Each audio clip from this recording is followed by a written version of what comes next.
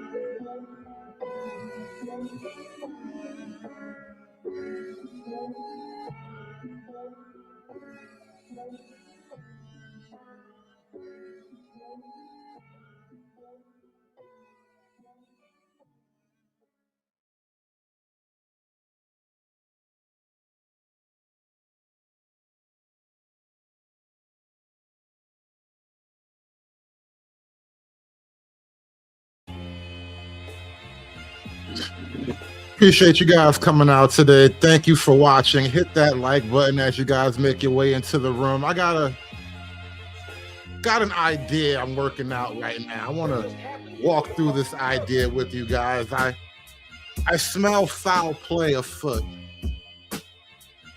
I believe there may be a conspiracy at work right now. It seems like things aren't as natural as they would appear to be. I have a suspicion. I have a hunch, and I'm going to elaborate on this hunch as we get through today's show. But I'm just going to lay out the general premise as we open up the show. Please hit that like button, guys. Share the video. We gotta expand the shadow ban. We gotta expand beyond the shadow ban. Gotta break out the chains and all of that. Break free of the shackles and whatnot. You know, do whatever you can to spread the message out there. Throw $1 in the hat while you're at it. All these little things help, you know. Everything helps. You feel me? I need that money. But I want to talk about an idea that I've been thinking about for a little while now. You know, I've been taking a look at this FD signifier guy lately. You notice I've been doing a little bit of content on him as of late. And I've noticed something as he's been kind of making his rounds around the black YouTube circuit. There's a whole other level to the what I call the chitlin circuit. There's a more financed, a more polished, a more refined chitlin circuit. There's the Progressive Manosphere out there right now. And I want to look at what's happening with this Progressive Manosphere, because it occurred to me watching this guy, FD Signifier, go around, and then also watching a lot of these other channels pop up alongside of him. It really did occur to me what was happening kind of reminded me of the precursor to the Avengers program, where I think it was Samuel Jackson, or was it Tony Stark? He went around saying, I'm building a team. And it looks like the Manosphere has created a counter revolution, a counter Manosphere, the Bizarro sphere even. It is the Bizarro Land Manosphere. It is where all the blue pill men and all the blue pill ideas go to thrive and blossom and exist without being attacked by all these evil, toxic, masculine men. And it's really a phenomenon to think about. And then just not just that, but on top of that, what I've also noticed rather is that there is one tie that binds all these men on the screen together. And a lot of men I didn't really include, but there is one thread that runs through all of these men, which is these men are loudly and explicitly left-wing, progressive, Democrat-leaning. This is a very highly organized political campaign that we're watching develop online right now. This is the new face of Democrat politics. This is the advanced evolution of political wrangling, because everybody knows the black male vote has been the talk of the town lately. And as every election cycle comes around, the black male vote gets the same amount of pressure. And I think what's happening right now is just another iteration of black male vote wrangling. Because as the black male vote pulls away from the Democrat base as a whole, the black vote itself begins to crumble for the Democrats, and you can't have that. And so what we've been watching over the years has been a series of attempts to kind of meet the black male conversation where it is, which was, online and this sort of panel format discussion type of thing. The YouTube format, the YouTube panel format has kind of revolutionized the modern media platforms in a lot of ways. A lot of your bigger conversations, especially among, your rank and file black people, are happening something like on a panel, little friendly chats, that type of thing. And so The mainstream, the political world has been desperate to recreate that and capture that magic and then shove it right back up your ass because that's what they do. Okay. I'm telling you, and the fro, baby. And the fro, baby.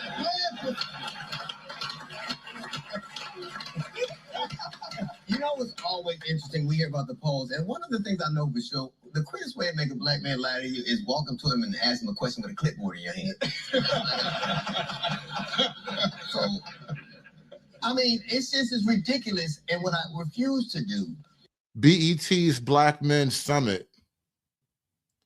Now, you would think when something that's explicitly black like BET, when they would host a Black Men Summit, because that's what the B in BET is about, black, right? You would think that it would be something pertaining to and explicitly pertaining to the interest of black men. Because when a place like BET holds like a Black Woman Summit, they don't tell the black women you should care more about the black men. They don't really chastise the black women for how they treat or how they approach the black men. But when BET has a Black Men Summit, they make sure to have a segment on confronting sexism because you niggas ain't shit. You need to be reminded of that at every turn. Is to let mainstream polling operations tell me what men I'm with every day think. Yeah. It's I refuse to believe that. You know what's big deal? You know, we talked the NAACP and Urban League, Reverend Allen, them a lot. Isn't it just profound at this moment in time that black men votes are coveted so much? I mean, I've never seen that in my life. And I think and all the celebrities there. When I saw that Obama piece, right, I thought about how everybody is trying to get our vote. But power concedes nothing without a demand. And I honestly believe this is one of the first time nationally, collectively, we decided we want to hear you, but there are things we have to have for that. Right. It's transactional, which politics is supposed to be, right? What was your reaction when you heard President Obama say that? Well, there are some men who don't want to vote for a woman.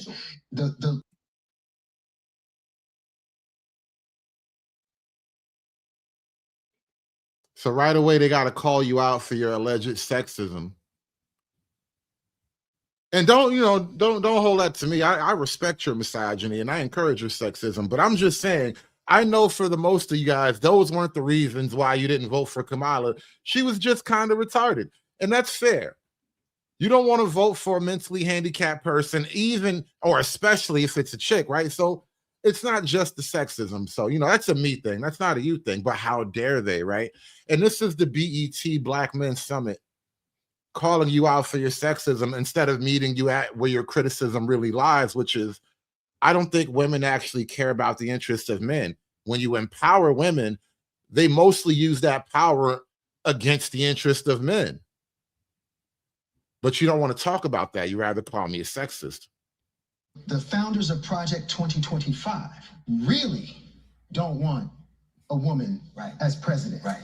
And their women don't want a woman as president. Sure. That is not being held to the same standard. If, in fact, you are one of those individuals who believe that a woman should not be president, speak on it. So, if you're masking your sexism with, she locked up a whole bunch of black men. Well, that's already been debunked. So what is it? Well, she's not. It wasn't debunked.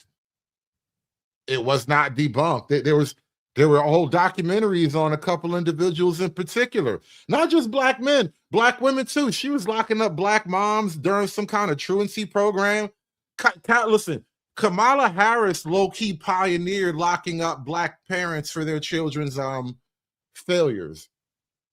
She was pioneering that. I was warning you guys about that stuff years after Kamala had been doing it low-key. When states like Georgia and New Jersey were debating whether or not we should lock your kid up for being out there having teen takeovers, Kamala was locking black moms up because her kids were sick and they didn't show up to school because they were locked up and they were literally in the hospital, not locked up, but they were literally in the hospital bed for weeks. and then these kids get marked down as truancy or as truant, and Kamala locks the mom up. I swear to God, this is real. She pioneered the whole arresting parents thing. Not black. So what is it? What is it that's really, just speak on it. But this is really the Democrat trend that I've been noticing behind what I am calling the progressive manosphere, where you see a lot of these guys I put up in this thumbnail. Again, the common thread is that they are all, in one capacity or another, Democrat political operatives. And you say whatever you want about the misogyny or just the general disgruntled nature of the Black manosphere, whatever criticisms you may have, the by and large Black rank and file Black manosphere people are not really that right wing. The Black manosphere itself is not an explicitly right wing space. People like me try to drag it kicking and screaming deeper into the right wing, but the Black manosphere, because it's so Black, quote unquote, by nature, it resists a proper right-wing formation. There is a lot of right-wing tendency to it, don't get me wrong, but by and large, most of these men, huge, vast chunks of these men are basically liberal Black men who are disaffected with Black women and maybe some of Black politics on the whole, but they are not stepping outside of the Democrat voting paradigm for the most part, right? However, that doesn't really stop the Democrat machine from feeling some type of fear. And so they have to send out, their hitters, basically. They have to come out. They have to build a team. These are the Democrat Avengers right here. And almost every one of these people have some tie to some individual or professional tie to some Democrat operative, some Democrat machine. They are all in their own way, in their own corner of the world, connected to the larger Democrat machine. And so when I tell you I smell a conspiracy here, I'm not just talking out of my ass, So you did moderate. You know what I mean? Yeah. Moderate 107 days. I did. You did moderation for Kamala Harris. I did. How did that come about? I have so many thoughts on that. I've been talking to everybody about it. Just because I'm my own biggest critic. We'll get there though. How it came about. So when I was doing the parking lot spread by word of mouth and quite literally group chats and stuff. So I don't know how it made its way to the vice president's office, but it did. But they were in Georgia for something or coming to Georgia for something and asked us if they could come be on the show. So we had to turn around a makeshift parking lot with Vice President of the United States in 7 days. And because we only had 7 days, I wasn't trying to add additional stress to myself by trying to come at her with this hard-headed stuff that I had to send to her team to know they were going to send back and tell me to edit. So we figured out a topic of gun control. It went well. Super stressful situation. So here's Deontay having an interview with another political operative connected to the Kamala Harris campaign, working directly for the Harris campaign. And what does she do? Oh, I just gave her an easy little thing. We just set up something light for her to really, the softball. Gun control. Anybody can do something easy on gun control. But we were able to rise to the occasion, just with security and all this kind of stuff. But that went well. And then when I got my show, not that I don't think she remembered me, but she's off. She didn't win the election. She is off of work being a private citizen. But the day that my show announced on social media, she called my phone. And I was in a work meeting and it came up no caller ID. So I paid it. But now they send you the text translation. So the next thing I see on my phone, it says, Lene, this is Kamala Harris. I was like, fuck. I hung up on everybody and I called her back and she was just telling me congratulations and really commending me on using my instincts and that the moment was deserving and all this other stuff.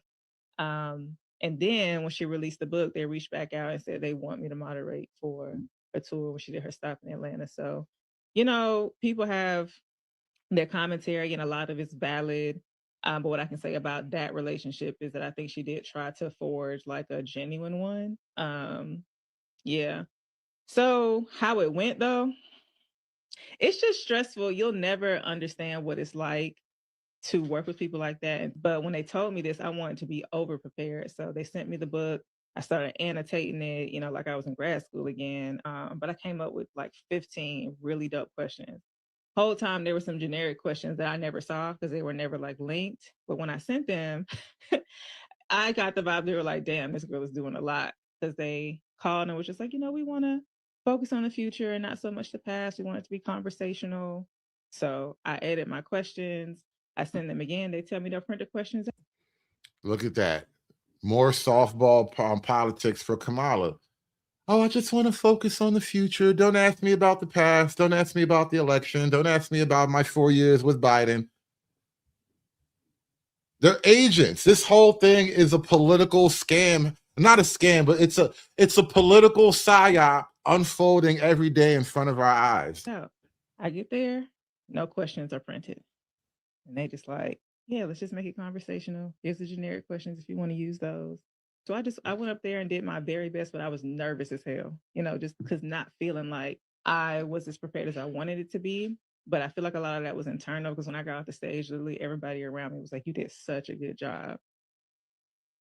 And Shiesty Bum, it's interesting that you noticed the quote great media training, because that is exactly the phenomenon we're up against here. Again, like I said, whether you like it or not, whatever your criticisms of the Black Manosphere, this is and was an organic grassroots phenomenon. This is a thing that just came together out of sheer will. Whereas what you're up against are the products and the students of media training. These are students and children of the media and political machine that you're up against right now. Because when you let the men talk and when you leave the men to their own devices, you guys didn't like what the men had to say. And so now the machine has to come along and now kind of manage the environment, redirect the conversation. You have to now counter signal all the things that have been put out beforehand, because everything that's been happening up until now was apparently dangerous and threatening to the actual, quote, power structure. The political machine could not stand men in general, Black men in particular, breaking out of whatever mold they were supposed to be locked into. And so they have to find candidates and latch onto them and then promote them, which is why I look at this whole thing as artificial and astroturfed. Where the hell did these podcasts just come from? It's like they just popped up out the blue with giant audiences doing huge numbers. They had all these interviews, all these contacts, all these connections. And it's like suddenly they're literally forcing other people out of the algorithm so these new AstroTurf shows can pop up and take over the airspace now. So y'all Lord and Savior Deontay Christ was on the Mauna Leo Chicks podcast, and now that more details have come out about her background, it's very suspect now that he's linked up with, of course, Pander Pan-African Lee, and now the Mauna Leo chick herself. But this is what was said on the podcast. Disagree with that? I don't know what the fuck to tell you. Well, fuck you then. Yeah, You're a cracker. Yeah, fuck you. My biological mother is white. If you disagree with Black unity 'Cause a throughout lot the of these- diaspora, just A lot of these be a white man. communities, My biological mother is white. I know you will agree for niggas. Well, this is the thing. Niggas want to be special, right? But who they want to be special to? My biological mother is white. So Who you niggas trying to appease to? But I don't know, Mauna Leo.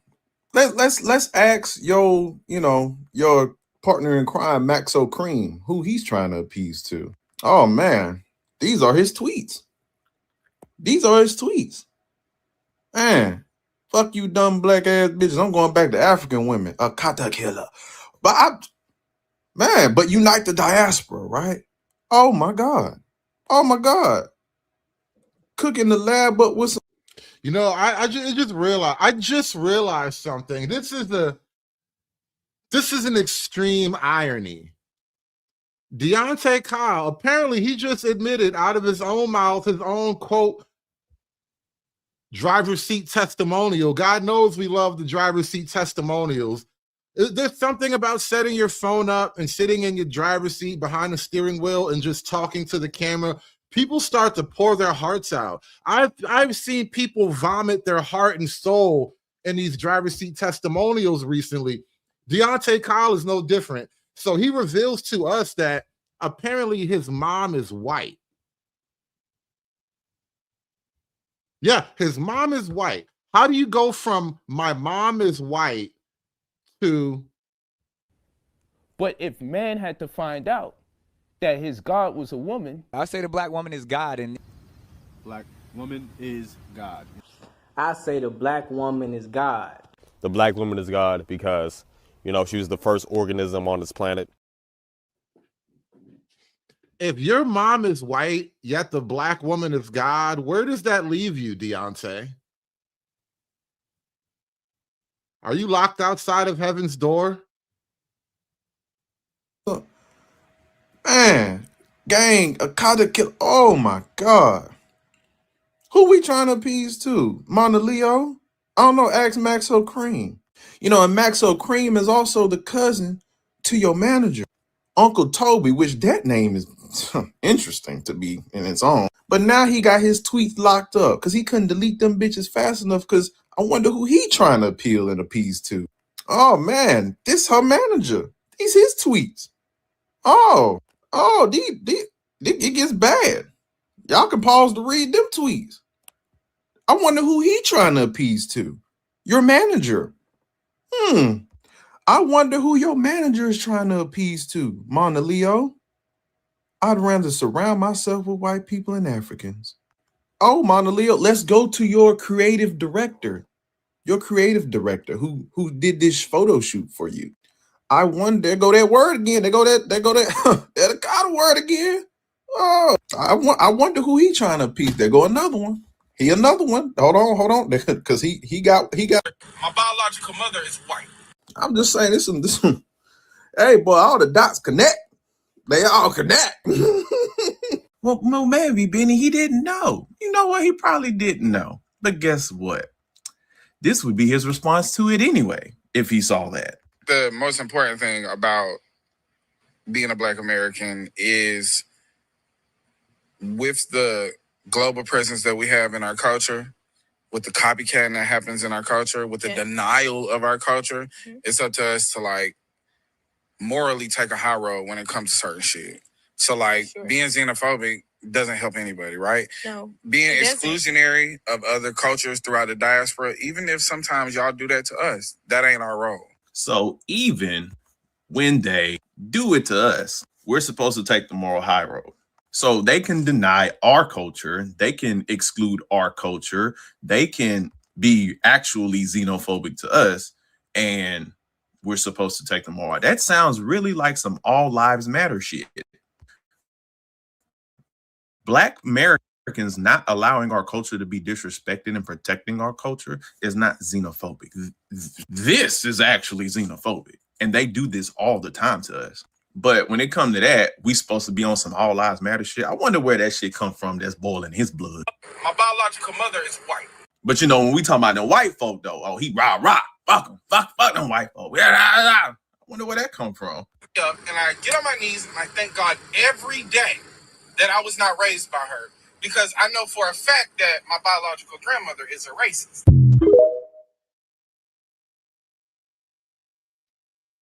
And this is your new YouTube king. And so we're dealing with somebody who has a deeply conflicted internal self-identity. There's a lot of weight on this man's shoulders. He's got a lot of trauma, a lot of heartbreak, a lot of turmoil in this man's soul. Yeah, he wants to lead you to the theoretical promised land. And I'm not really, I hate to really get into it this way. I don't like to attack from this particular angle, but I do notice there is a certain phenomenon, especially in the Black progressive revolutionary wing. There is a phenomenon, let's call it hybrid vigor. But there is just this weird phenomenon of the mixed people having so much vigor and animosity even. A lot of hostile, negative energy. As soon as a nigga start talking progress, is a lot of y'all minds go straight to why it won't work. It's your first mind is to tell me why. Oh, niggas ain't gonna organize. Why? White people ain't never been pessimistic about their ability to steal. Never. Huh? They ain't never said it ain't gonna work. Huh? They going to steal a country and people. No, nobody was like, this ain't gonna work. No, niggas was extremely optimistic about that.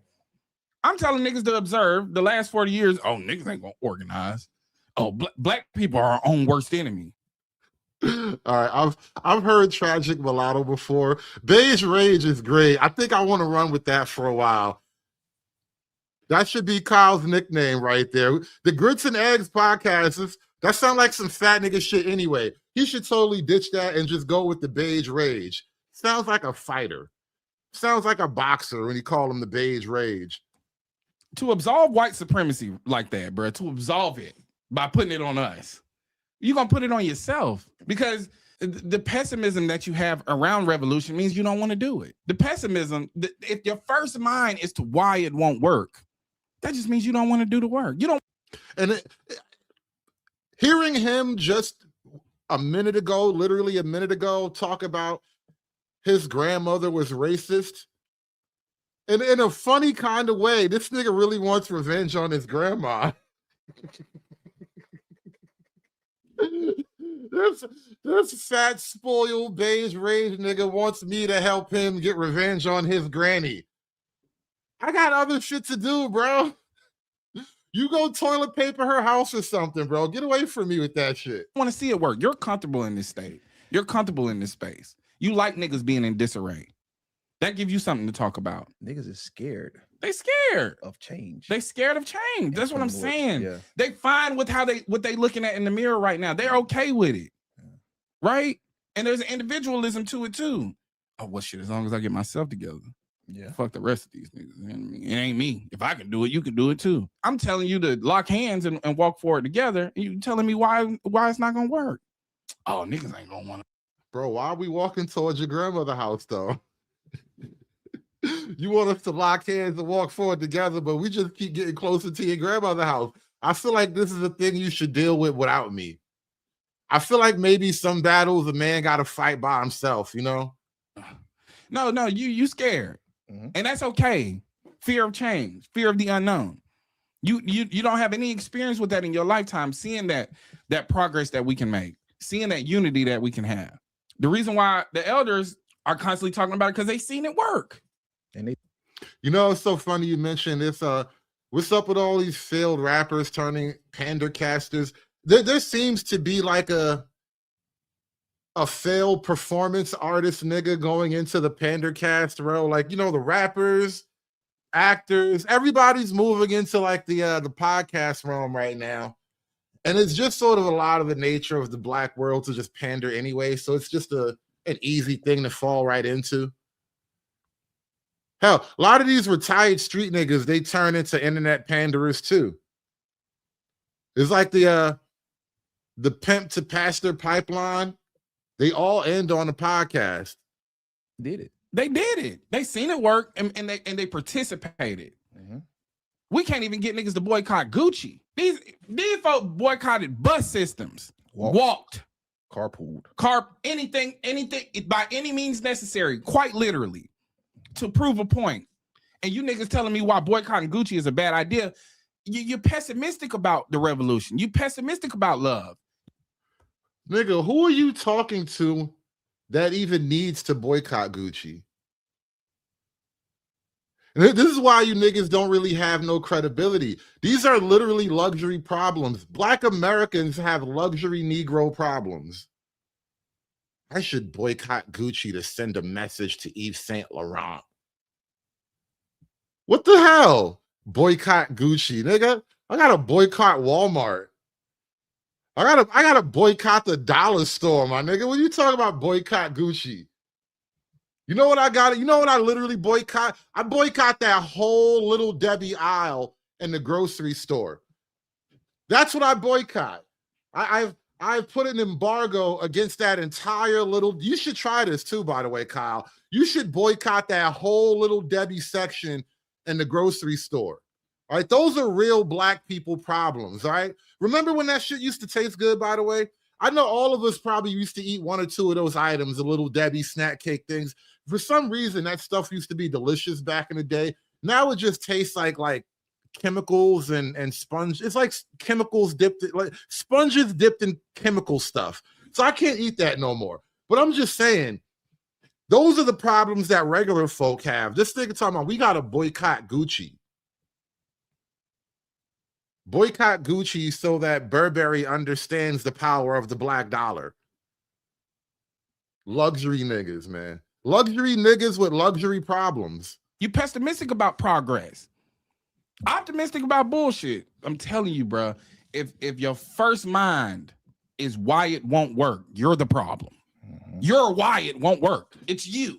If the first thing that come out your mouth is, well, you know, niggas ain't gonna, you're the problem. You're the reason why niggas ain't gonna do nothing. You're the reason why we're not gonna organize. It's you. You should organize your family, bro. Try that. Organize your family. Come back when that worked out. You should be galvanized by an opportunity for progress. You should be galvanized. Look at the clips. Look at the comments. The people are ready. People been ready.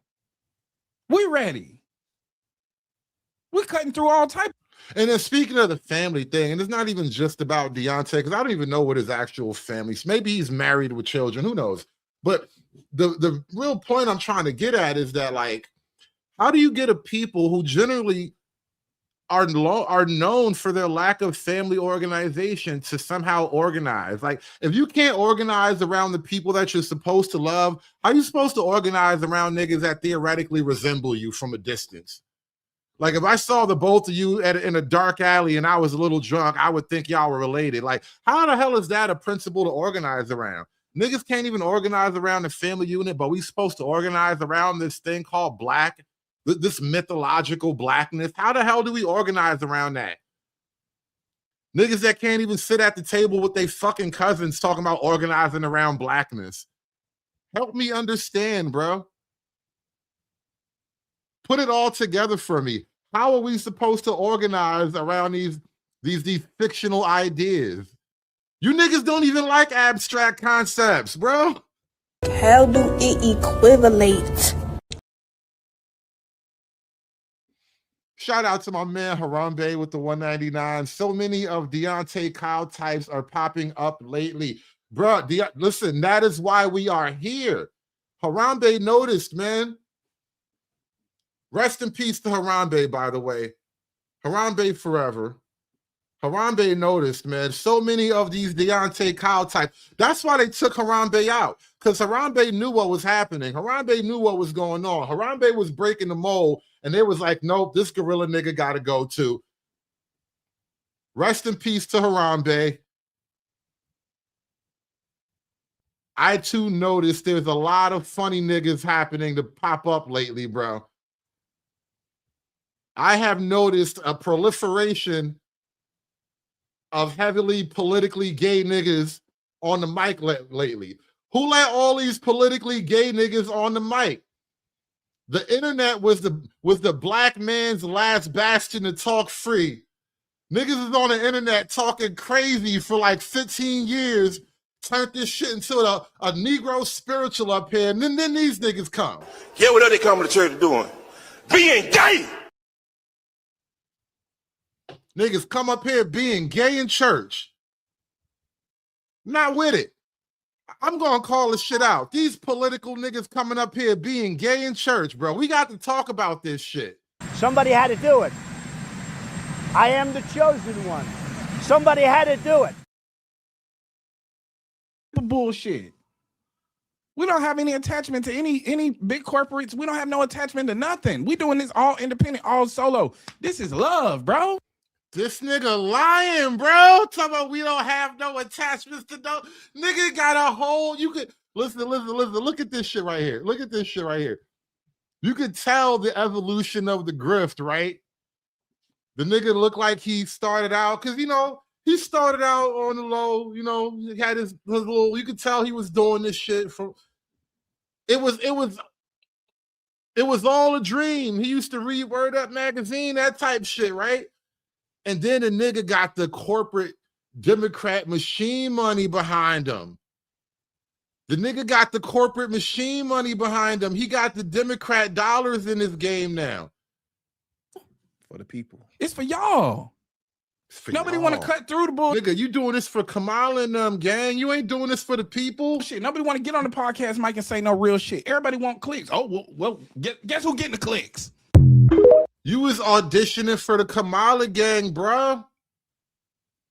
This was you auditioning for the Kamala gang. We all remember.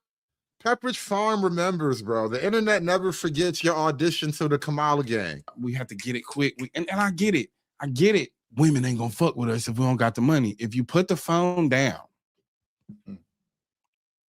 all your information, first of all, let's just be honest about this. All of the information you're receiving from the world via the internet is being pushed to you through an algorithm, not the natural path of things. Your mentality is not the same mentality as mine because I got my experience in the world with actual people. So I know the shit that you're saying just isn't true. And if a girl your age is trying to tell you to get money and do all these things, she's receiving the same information as you. Remember when he tried to call out all these black male red pill online guys? Yeah, that was fun. You're both being lied to. And you're both believing in the lie. And the lie is being reinforced by the music, and the lie is being reinforced by the algorithm. This phenomenon of men, of women only seeking men for money is a very new concept. My parents was married. My dad was broke. How many? This is not a new concept. Women have always liked men with money. Men having money is not the new part of the game. First of all, what's up with this black community that we've had to overcome all this financial poverty, but we only will get with men if they got money? That doesn't make sense, nigga. How were you born? If we've always been financially in this country in last place, but our women will only fuck with niggas who got money, how are any of us here? How? Does that make sense? Yeah. It just doesn't make sense. Yes, of course, the drug dealer that goes out and gets the fast money, yeah, he's gonna have a lot of women available to him. He may have a lot of babies. That's not common. That's not the story. It's just a story they amplify. Because they want you to aspire to degeneracy. And now you're seeking equity and degeneracy.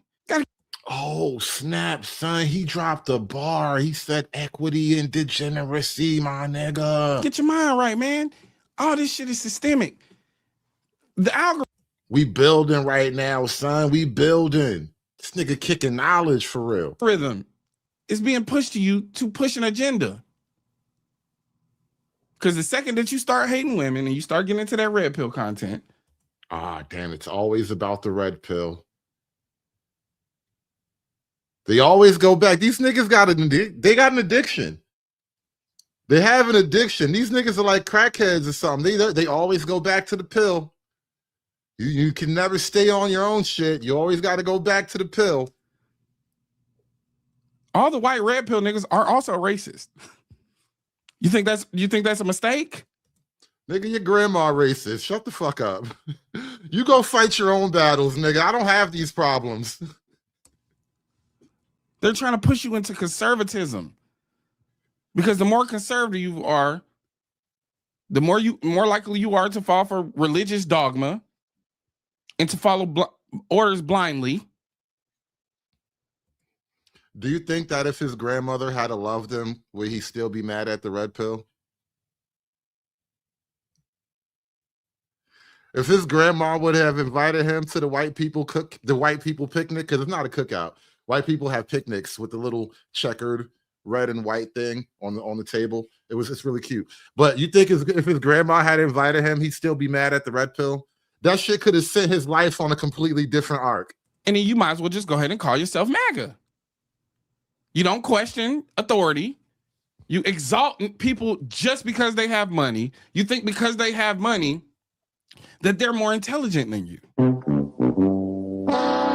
Money does not equate to intelligence. Why did they put this mysterious light-skinned nigga on the screen? What was that about? What's up with this light-on-light violence? Why did you put this nigga face on the screen? I thought all light-skinned niggas are supposed to stick together. Am I wrong? Am I bugging? I thought all light-skinned niggas had an alliance against the rest of Black America. Why you put this random light-skinned nigga on the screen? Fucking beige wars up here. What's going on with all this beige on beige crime? I thought you niggas was supposed to ride it out together. What the fuck just happened on my screen?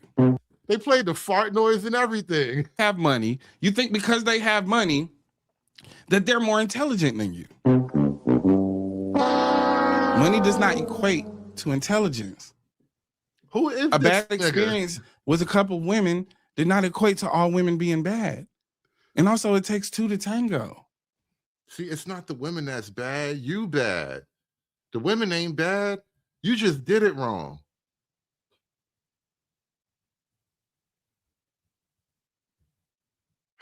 He had a funny, I think this for a lot of people, this is when most of us we kind of noticed, oh, who is this nigga just blowing up all of a sudden, talking crazy? Let's just be honest.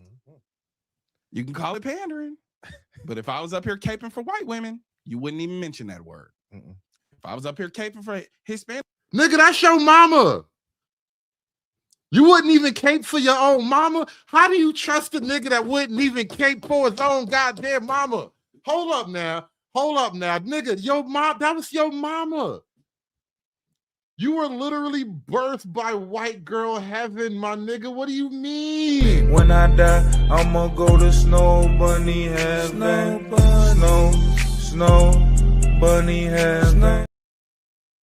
Let's just be honest. You can call it pandering, but if I was up here caping for white women, you wouldn't even mention that word. If I was up here caping for Hispanic women, you wouldn't even call it pandering. Shiesty, how do you trust a nigga that hates his mom? The nigga won't even cape for his own mama? What's going on? Goddamn, that's your mama.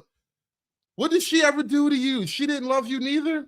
Damn, bro, this nigga's dealing with things. This nigga is definitely dealing with things. I'm not going to pretend to have the answers. I am not the fix-it nigga. I don't know how to fix niggas. I only know how to take niggas apart. I don't fix niggas and put them back together. Let's just be honest. You can call it pandering, but if I was up here caping for white women, you wouldn't even mention that word. If I was up here caping for Hispanic women, you wouldn't even call it pandering. Only when we talk about this, only when we take pride and show love to Black women, do you call it pandering. They say you a snow baby. Oh, they said you a snow baby. No. Angry snow baby. You got to get right with yourself, Kyle. Get your motherfucking mind right. Use your cabeza. Why the fuck are we defending Diddy? Let's just be honest. Oh, you can man. call it pandering. Oh, wait a minute. We got another one. Before we move off from this nigga, because this nigga is hilarious, low-key. There's a lot to laugh at, and I got a lot to move on to.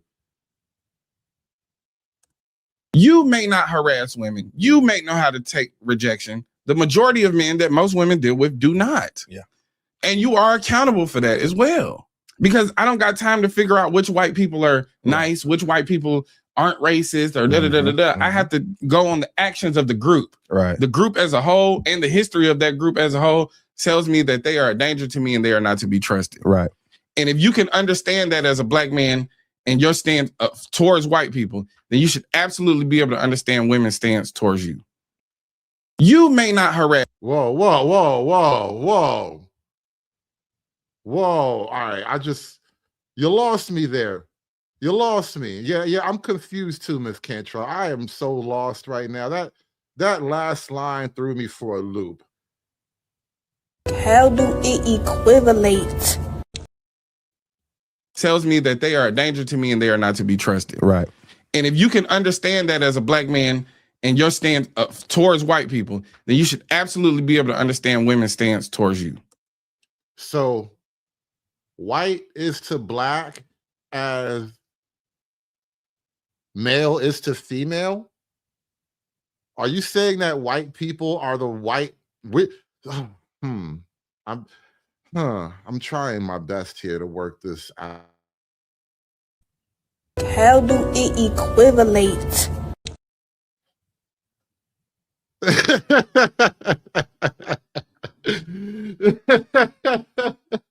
I'm struggling. I'm genuinely struggling here. You may not harass women. You may know how to take rejection. The majority of men that most women deal with do not. Yeah. And you are accountable for that as well.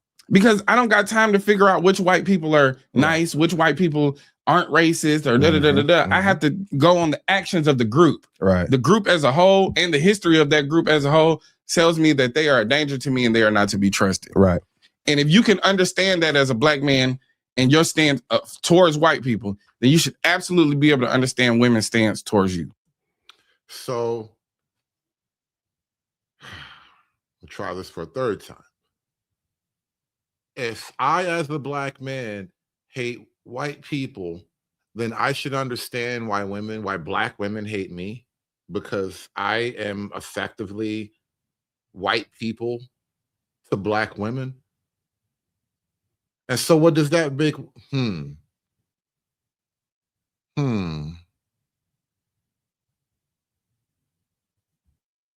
Literally saying being black is like being a woman. Listen, I've been saying for a while, for whatever reason, black just seems to code as feminine. And I hate to point that out because you niggas have a lot of feminine ideations, postures, and whatnot, and what have yous. But yeah. Speaking of feminine things, let's move on to some more of the Progressive Manosphere. Like the video, people, like the video. We are doing a dive. We are taking a look at the Black Progressive Manosphere, all right? These are the blue pill niggas with microphones, and they do not hate girls. On Valentine's Day. Yeah, like what type of Valentine are you? This nigga look like he related to Michael Jackson. This nigga look like he got a tan since the last time I seen him. He looked like a Michael Jackson clone or some shit. What should be done on Valentine's Day? Yeah, like what type of Matter of fact, not even Michael. He looked like one of Tito kids. He looked like he could be one of Tito's kids. Valentine are you? What type of Valentines do you present? That was a very aggressive question. I ain't never heard a nigga aggressively question another nigga about how he approached Valentine's. What type of Valentine's nigga is you? Like, bro, what type of Valentine's set you claim is not a question? That's not an appropriate question for men to be discussing, brother. What should be done on Valentine's Day? Yeah, like what type of Valentine are you? He said that's Billy Valentine's G's son, no. Not Billy G's kid, no. Oh, this nigga Billy G kid is crazy. Do you present? You don't even be feeding them. Disgusting. I don't, bro. Disgusting, bro. Come on. What you like, bro? Like, yo, I ain't never had a nigga aggressively ask me, do I feed my hoes? What type of shit do you see what I mean about these Progressive Manosphere niggas? You don't even feed your bitches. So what? Bitch ain't hungry. Mind your business, nigga. Yeah, like what type of Valentine are you? What type of Valentines do you present? You don't even be feeding them. Disgusting. I don't, bro. Disgusting, bro. Come on. What you like, bro? Like, honestly, I really just, I don't, my brother, I don't be feeding into the capitalism. You know what I'm saying? Because it's just another capitalistic holiday. A nigga say, I don't feed into the capitalism. I'm too communist to love these hoes. He said, I'm not red pill, I'm red flag. I got this red communist flag, all right? I don't do the capitalistic Valentine's Day thing. To monetize love, and I don't believe in that. I don't buy into it whatsoever. Man, I got to try some of this red flag game. All right, we gotta leave the red pill and try red flag game, because that's what these niggas are. This is the waving the red flag podcast, because they communistic brothers, and communism is symbolized by the red flag, so they're waving the red flag of communism as they get these hoes. And I know you're like being slightly tongue in cheek, but I'm kind of like, but at the same time, you're being very tongue in cheek. You're being very tongue in cheek, but a little bit not. I can tell. Yeah. Because I'm like, okay, I guess if you're showing up to like put love and romance on your partner quite regularly, I could see myself making an argument about, because I'm like very like big, very anti big expensive weddings and shit like that, and grand monetary gestures. I think that there's more salient ways to show love, and most of them are not shit tons of money. At least for the kind of relationship I would want to be in. But I feel like I'm a big holiday person. And the reason I'm a big holiday person is because why the fuck not? Like, is my stance. It's like Valentine's Day already exists. Yeah, motivated by capitalism. Yeah, it's holiday manufactured by companies to sell us, blah, blah, blah, blah, blah. Cool. But it's an excuse for me to celebrate my person. You know what I'm saying? And like, my person is coded language for niggas who be gay in church. Yeah, what are they coming to church doing? Being gay! Why would you leave it so vague and open-ended as my person? Do you have a gender queer? Is your sexuality gender fluid? Are you tri-curious? I could do it another day, but I feel like when niggas are like, oh, I'm against capitalism, it's like, okay, cool, but are you celebrating your love some other way on some other day? Or are you just being cheap on Valentine's Day and not doing shit the other 364 days a year? So it's like, what was your point? Usually the latter more so than the former. That's my feeling. So I'm like, cool, if I wasn't doing shit the other days, it's the 14th. Let's go out, let's do a movie, let's get a massage, let me do something to celebrate, to just, this is an excuse to celebrate the connection. Same thing as, I'm atheist as hell. I love all the holidays. I do Easter and Christmas and... Nigga, how you atheist and you celebrate holy days? That's what a holiday is, nigga. These are holy days. How you an atheist? All the other ones, yeah. Say again. You just love the pageantry. I love the perfectly said, my nigga. I love pageants. Yo, somebody got to get to Billie Jean's kid, man. Mike abandoned him, and this nigga can't get his life together. We got to help Billie Jean's kid, man. Billie Jean's kid is out here in the world struggling for identity. Nigga be visiting pageants and shit. Pageantry. I love pageantry. Yeah. Love a good pageant. I mean, I've definitely, when I'm dealing with somebody, like, I'm saying, we talking, if we've been at least like talking for a minute, like, what I'm saying? Like, I do shit on Valentine's Day. Like, oh, let me get you some, flowers, whatever. We'll go somewhere. Here, bitch. I didn't say that. Your demeanor said it. Your your demeanor said it. Here, damn. Because I'm thinking of, you know what this looks like too? Like a constant struggle session. All right, so hit me out, right? Of these three people, one of these niggas looks like he goes outside all the time and talks to girls, right? Billie Jean looks like he talks to girls online, and the guy in the middle looks like he role plays as a girl online. All of his online avatars are probably anime bitches and shit like that, right? And so it seems like the two guys who probably are the most distant from actual female contact are now trying to get this nigga to be more blue pill. You gotta love these hoes the way I would love these hoes if I was a nigga like you who actually was out there touching these hoes. This is a blue pill struggle session. Your demeanor said it. Your demeanor said it. Here, damn. Because I'm thinking about really what it is. I'm thinking about my own individual experiences with like Valentine's days. and dealing with, like y'all know, like the situation I was dealing with, like that. How do I want to frame this? Being neglected and gaslit, I think is probably the word. That situation. You want somebody, but hey, shit ain't in the cards. You trying to do, and I'm doing like shit on Valentine's Day. Oh, we ain't got no Valentine's. I'm trying to be romantic. Oh man, shit, no, I got you. Whatever. I mean, do something real special for you. No, I got you. We're gonna go like taking her to like a real nice steakhouse. And I've done like shit like this like multiple times. So, it's just like, for me personally, not like but of course, if I am in something, I'm not going to neglect them on that day. I'm just not like real big into the whole notion, especially like me being single right now. And like, oh, you got a Valentine's Day? Oh, I know you made a little friend. Y'all doing something? No.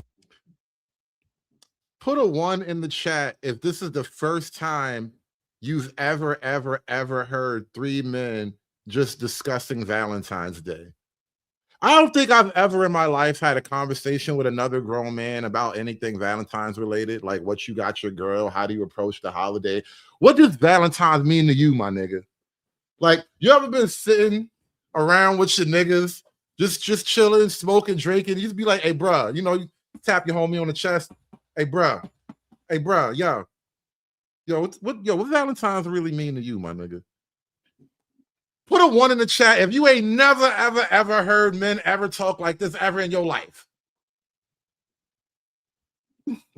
No. That feel like a wounded holiday heart to me. Shout out Van Grimes. Like, I feel like it's, you know what I'm saying? Like, you gotta, because you have the biggest heart on the podcast, and it's like, I ain't finna be made a fool of again, is what the energy of that sounded like to me. Yeah, but I mean, it's like, hey, we're not doing that. I'm not doing that. Like, you know what I'm saying? Like, yeah. I'm good. But if I have somebody, hey. These niggas up here talking about the male loneliness crisis and shit. Oh my God. I'm gonna skip ahead a little bit before we leave these niggas alone. Just randomly pick a spot in the show. Because I wanted to like come in with like, oh man, but the ladies, you know what I'm saying? What about the ladies? But the question I had, or just something I wanted to ask y'all was, is it okay for a man to expect something on Valentine's Day? Because like what Alvin said before was, damn, these niggas want flowers too. I share this sentiment with him as well. It's like, I'm just so used to not get like Valentine's Day I was just trained. Valentine's Day is not a holiday for me to expect to get something. Even when you're little, as a boy growing up, you know what I'm saying? Like, you're always the giver. So when you get older, and you're like, damn, I would like to be shown appreciation, but they are just receiving and not willing to give. Nigga got older, he want to feel pretty too. I need me a little bouquet. Give me a gift basket, a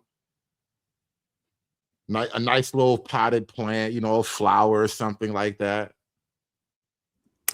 I think that there's like one way of looking at it, if you catch me on one day, is like dump or get somebody new, get somebody who's grown enough to understand what a partner is and that it's a broader thing than like a boyfriend, a man, a nigga, a husband. And it's more expansive than whatever you think the gender shit is. But I think probably, in any real relationship, you're unpacking shit, and a woman that's dating you, like, or me, for instance, is like, she's doing hella work to, work through the whatever fucked up bullshit or hangups or, So you just automatically assume that any woman that's dating you is like putting in overtime because you're such a shitty person? Like dating you imagine that being like any woman that dates you is just having the worst time of her life, and you should therefore be always thankful of every moment she gives you? Stupid beliefs I might have as well. So I think being willing to have a conversation is just going like, hey, I want this holiday to be about both of us celebrating each other. Is that something that you're interested in expanding into? So I don't think you have to go straight to like, she either will or won't. I think a lot of times people just don't question the programming that they have in their mind. And I think if everything else is going well in the relationship, you can just bring it up. Probably not in February, but leading up to.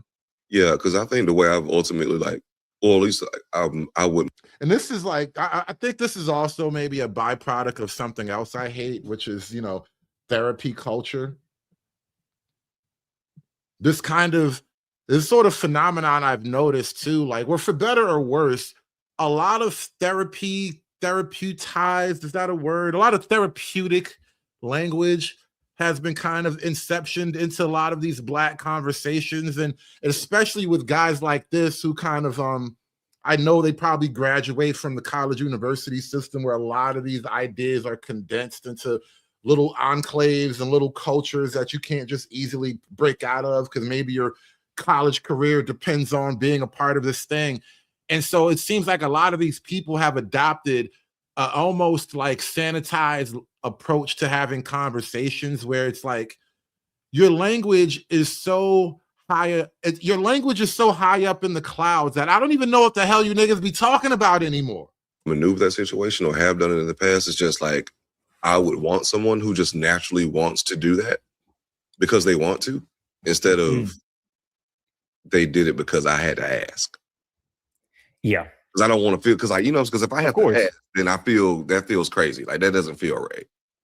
Even though you should be able to express, like, your wants, your needs, your desires without fear of being viewed as blah, blah, blah, blah, blah.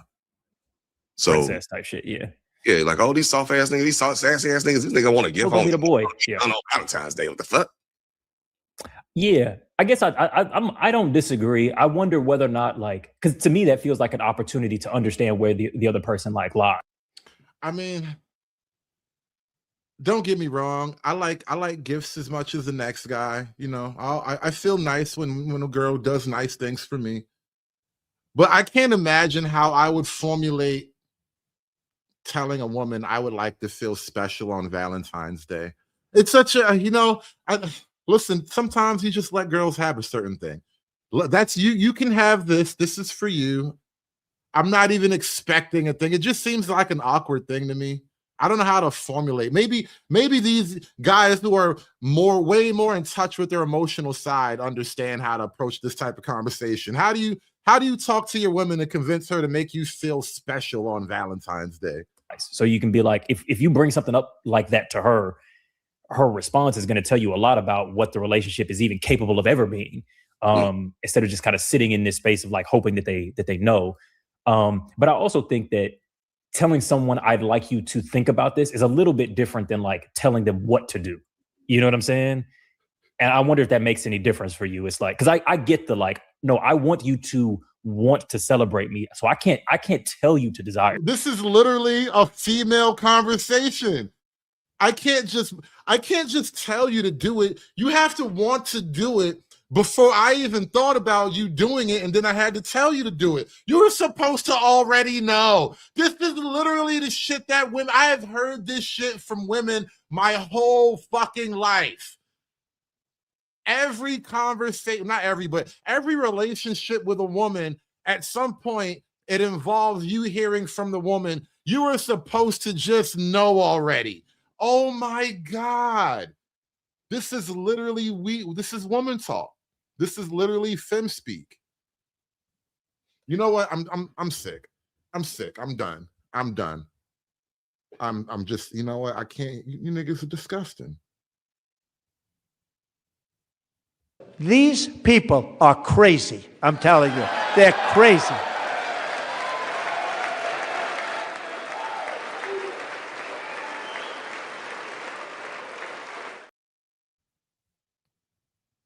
Moving right along in today's shit show.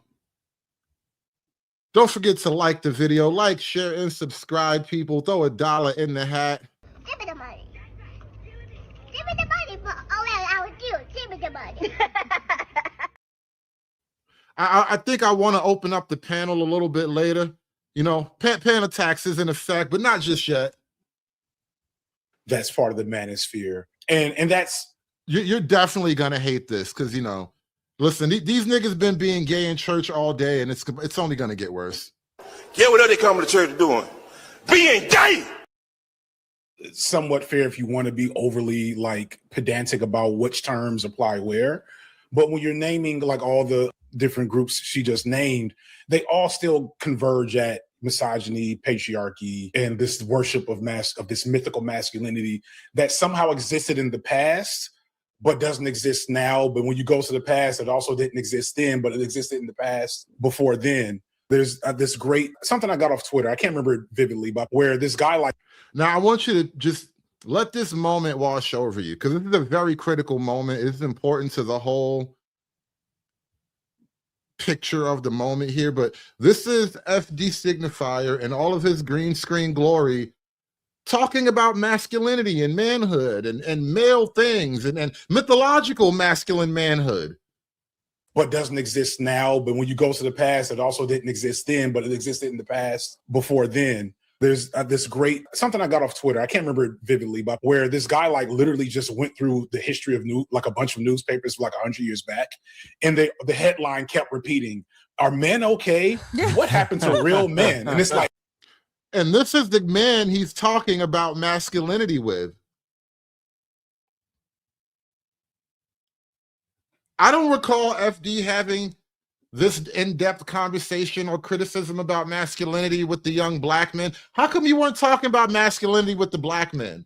You had all these young black men up there talking about masculinity.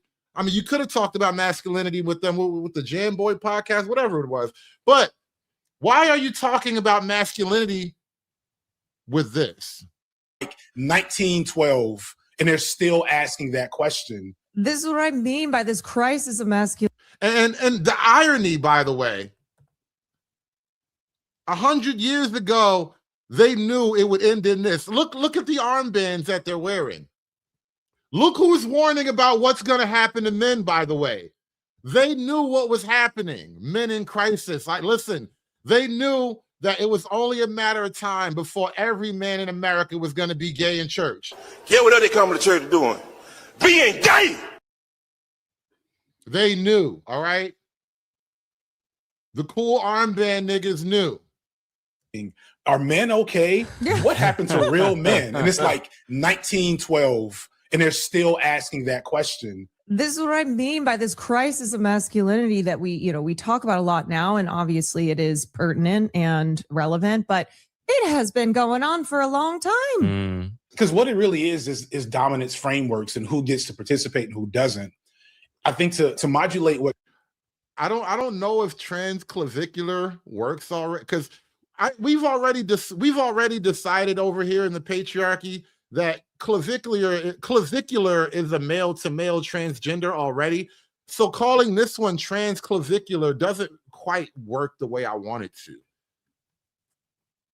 Caroline just said, it is the material conditions have made it so there's more outgroup men, right? Mm-hmm. But the reality is that incels didn't collect together back then because they could just beat women and it was okay. They could just. So in his mind, in his great signifier theory of the world, incels of yesteryear used to just collectively, they used to just get together and like beat women. Like with sticks, apparently. Now, if you were an incel, how would you get to these women and just beat them? Like, how did that work? How did incels have access to women to beat? Because in order to actually, like, quote, beat women, it would imply that you're in like a romantic relationship with this woman. And so you've got her in a scenario where she trusts you enough to let you in close. And it's like, I got you. It's like, what do you mean? Huh, that's ironic. Do you think FD Signifier believes in married incels? Josh Brown with the 499 says FD is a married incel. Do you think FD Signifier believes in the concept of a married incel? Because I don't understand how in FD's mind an incel is also out there getting women and beating them. It seems like incels would be the furthest away from women because it's kind of difficult for them. They don't really understand how to bridge the gap. You feel me? More outgroup men, right? Mm-hmm. But the reality is that incels didn't collect together back then because they could just beat women. And it was okay. They could just beat their wives and their children. And shout out to Chocolate Bunny with the $5 for the Pana donation. Appreciate you so much. We will be opening up the link in a moment. We got to get through one or two more of these progressive manosphere niggas. But I want to address this simping allegation. Do I simp for black women? Yes. I love black women. I don't like y'all niggas. This is an easy decision to make. Sorry. I hit a woman for the first time in my life, and I'm having fun. It was just fine. There were so little protections for women, and women had to deal with it because they couldn't go to college and get jobs. Their material conditions have deteriorated. At the same time, and this is what makes incel manosphere ideology click for some of them, is that they look in the past and they see, well, all these men had good jobs and now all these women have good jobs. So something must have happened. And they don't recognize the fact that women weren't allowed to compete with men, right? And those women still had to live. So they had to marry a man who maybe had no personality. I just saw something, and I'll stop. Please don't. A TikTok. He was like, you look at The Notebook, right? Like that was a real thing. A woman's dilemma in a movie like The Notebook was emblematic of the fact that there's this guy I love, and then there's this guy with the money. Yeah. Sounds like a crisis. What's a woman to do? Should I run away with the hot drummer? Or should I have a married, stable life with somebody who's going to be there for me every day? This nigga talks as if that's a goddamn moral fucking weight.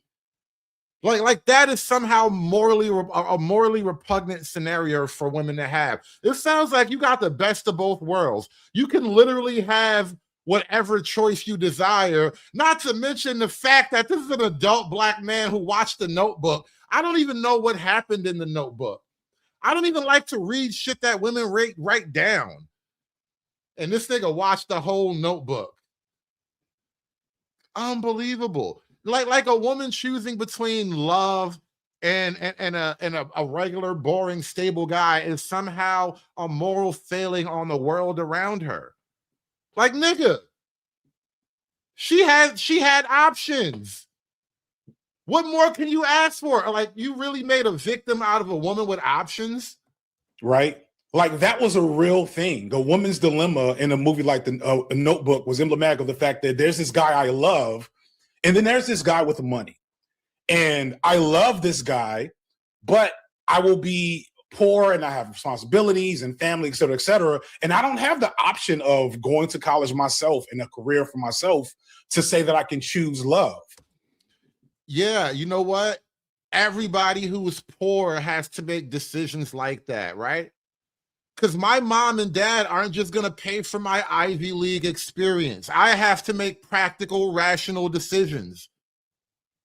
And so for the average man, seeking out wealth and status or just stability was an easy way to attract a mate. You didn't have to read, you didn't have to shower, you didn't have to be a nice guy. You were a provider.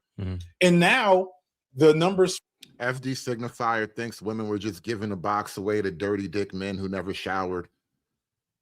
Really? Is that what you think of women? For, education and employment have shifted so that those guys still feel like they should just be able to have, girlfriends without deodorant, and they can't. And instead of engaging with the evolution of what... And I just can't get over the juxtaposition of trashing a particular type of manhood in front of this other type of artificial mock manhood. It's hard to even call this guy anything like a symbol of manhood or masculinity. Still feel like they should just be able to have, girlfriends without deodorant. Like, how are you trashing a traditional image of manhood in front of the new neo plastic nigga? This is a plastic man. This is a man created by female scientists in a lab, designed purely for the purposes of not offending women. This is a man built by a team of women. And so you're standing here in front of this plastic nigga, designed and created by a team of women, a bunch of European lesbian scientists. They created this nigga in a Nazi biolab. And you're up here talking, you're trashing traditional masculinity. How, my nigga? How was the old masculinity bad, but this is the new modern neo-masculinity? And you're like, yeah, this is the wave, guys. Angry Snowman, what's going on? He says, I know I was a little late, but any man that celebrate Valentine's Day is either gay or pussy. Listen, man, it's not for you. That's all I'm gonna say. Valentine's Day is a labor of love, and not for nothing. Most chicks suck at buying gifts anyway. You just, it's a thing. Most chicks suck at buying gifts. Don't get me no flowers. This is why men aren't supposed to care about it. We're just not. There are other things. There are better things for us to care about. You show me you love me by you know what? I'm not gonna say that. I'm not gonna say that. It costs a lot of money to bring the real. And with this, I dress myself in cashmere. I dress myself in $100 pleated slacks. Shout out to the Angry Snowman. I gotta stay focused, man. I gotta stay focused. And they can't. And instead of engaging with the evolution of what the desirability looks like in a modern era, they just complain. Are you all old enough to remember Who Stole My Cheese? That old book is like, I don't know, anybody else's mom in corporate America that just had that book lying around? No. Who stole my? Hold on a sec. I'm looking this up right now. This is a business book? Wait, who moved my cheese? Yes. Who moved my cheese? Okay. Oh, apparently this is a big book. It's a huge book in like the business. There's another thing about like the black progressives. When they say they have white friends, when they talk about interacting with white people, for the most part, it's the gay part of white America. It's the other progressive part of America. It's the purple-haired white people of America. It's like, even when they talk to white people, it's like these aren't the real white people either. These are other plastic people. This world in the 90s, my mom worked for like high up in college and education, and this was like a book she was given by her HR, and it was everywhere for a second. I don't know if I want this. I feel like it's too much of a tangent. No, this is great. Keep going. The point of it is that instead of following the directions of that book, which is pivot, develop, evolve from where you are, the lesson of the story is that the rats that got their cheese moved just stayed in the same spot and complained that they want their cheese back. And the other rat went and figured out where they want to go to get the cheese. So the men in this situation are the rats. Yes. Whether the bad.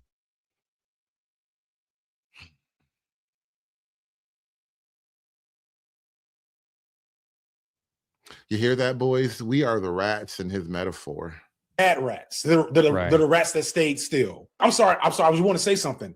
I read that pickup artist book, unironically, when it first came out. But I was kind of over it by the time the show happened. But like, I went through a bad breakup in 2000. FD Signifier. I can't believe what I'm hearing. FD Signifier, he attempted Red Pill Game. 2006. And just like a lot of men, I was like, I don't understand what happened. And I'm just so angry. And I don't know how to get women in this age and da-da-da-da. And I read that book, and it kind of immediately was like, all right, not really. But I said it made him feel icky. The pickup book made him feel icky. Oh my God, this is terrible. It made him feel icky inside. He's like, but I love women. To say I understand and empathize with the psychology of feeling like an outgroup male and wanting to figure out how to fix that. The problem is all those other things Caroline was just speaking to in this pervasive culture of dominance that has been normalized among men, where some men read that and was like, this sounds weird and gross. And then some men read it and it's like, oh, I just need to be really disrespectful and start negging, and that'll work. Yeah, and I just wanted to add too, I think. Oh, shut up, bitch. Nobody cares. I promise you, nobody cares. Get back in the kitchen.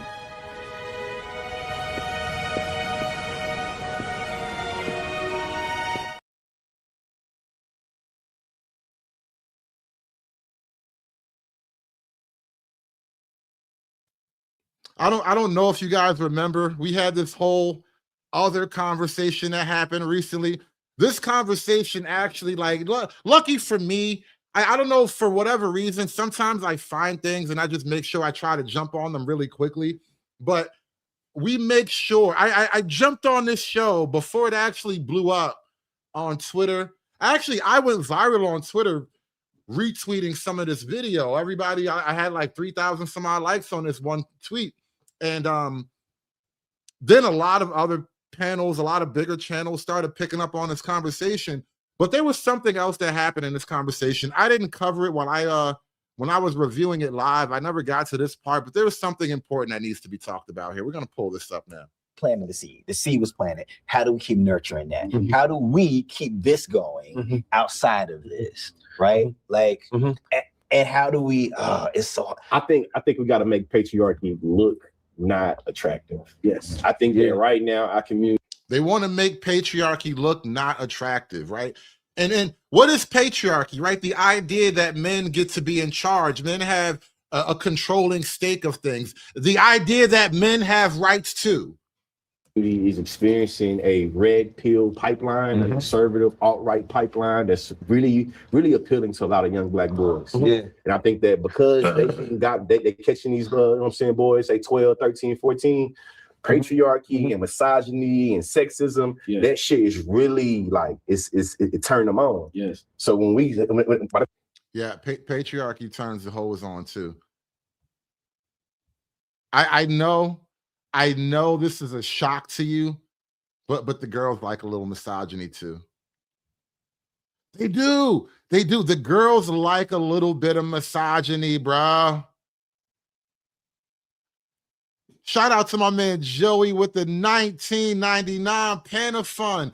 This Democratic corporate zest fest is getting out of hand. I'm going to open up the Pana in like 10, 15 minutes. I think I got 1 or 2 clips to go through. We're going to get through it quick, though. But shout out to my man, Joey Montana. It costs a lot of money to bring the real. And with this, I dress myself in cashmere. I dress myself in $100 pleated slacks. I dress myself in alligator shoes. I wear a $15,000 Rolex. I got Mercedes-Benz, Rolls-Royce, the biggest house on the biggest deal. Yeah, we don't care. I got Mercedes-Benz, Rolls-Royce, the biggest house on the biggest deal. Yeah, we don't care. You're talking to.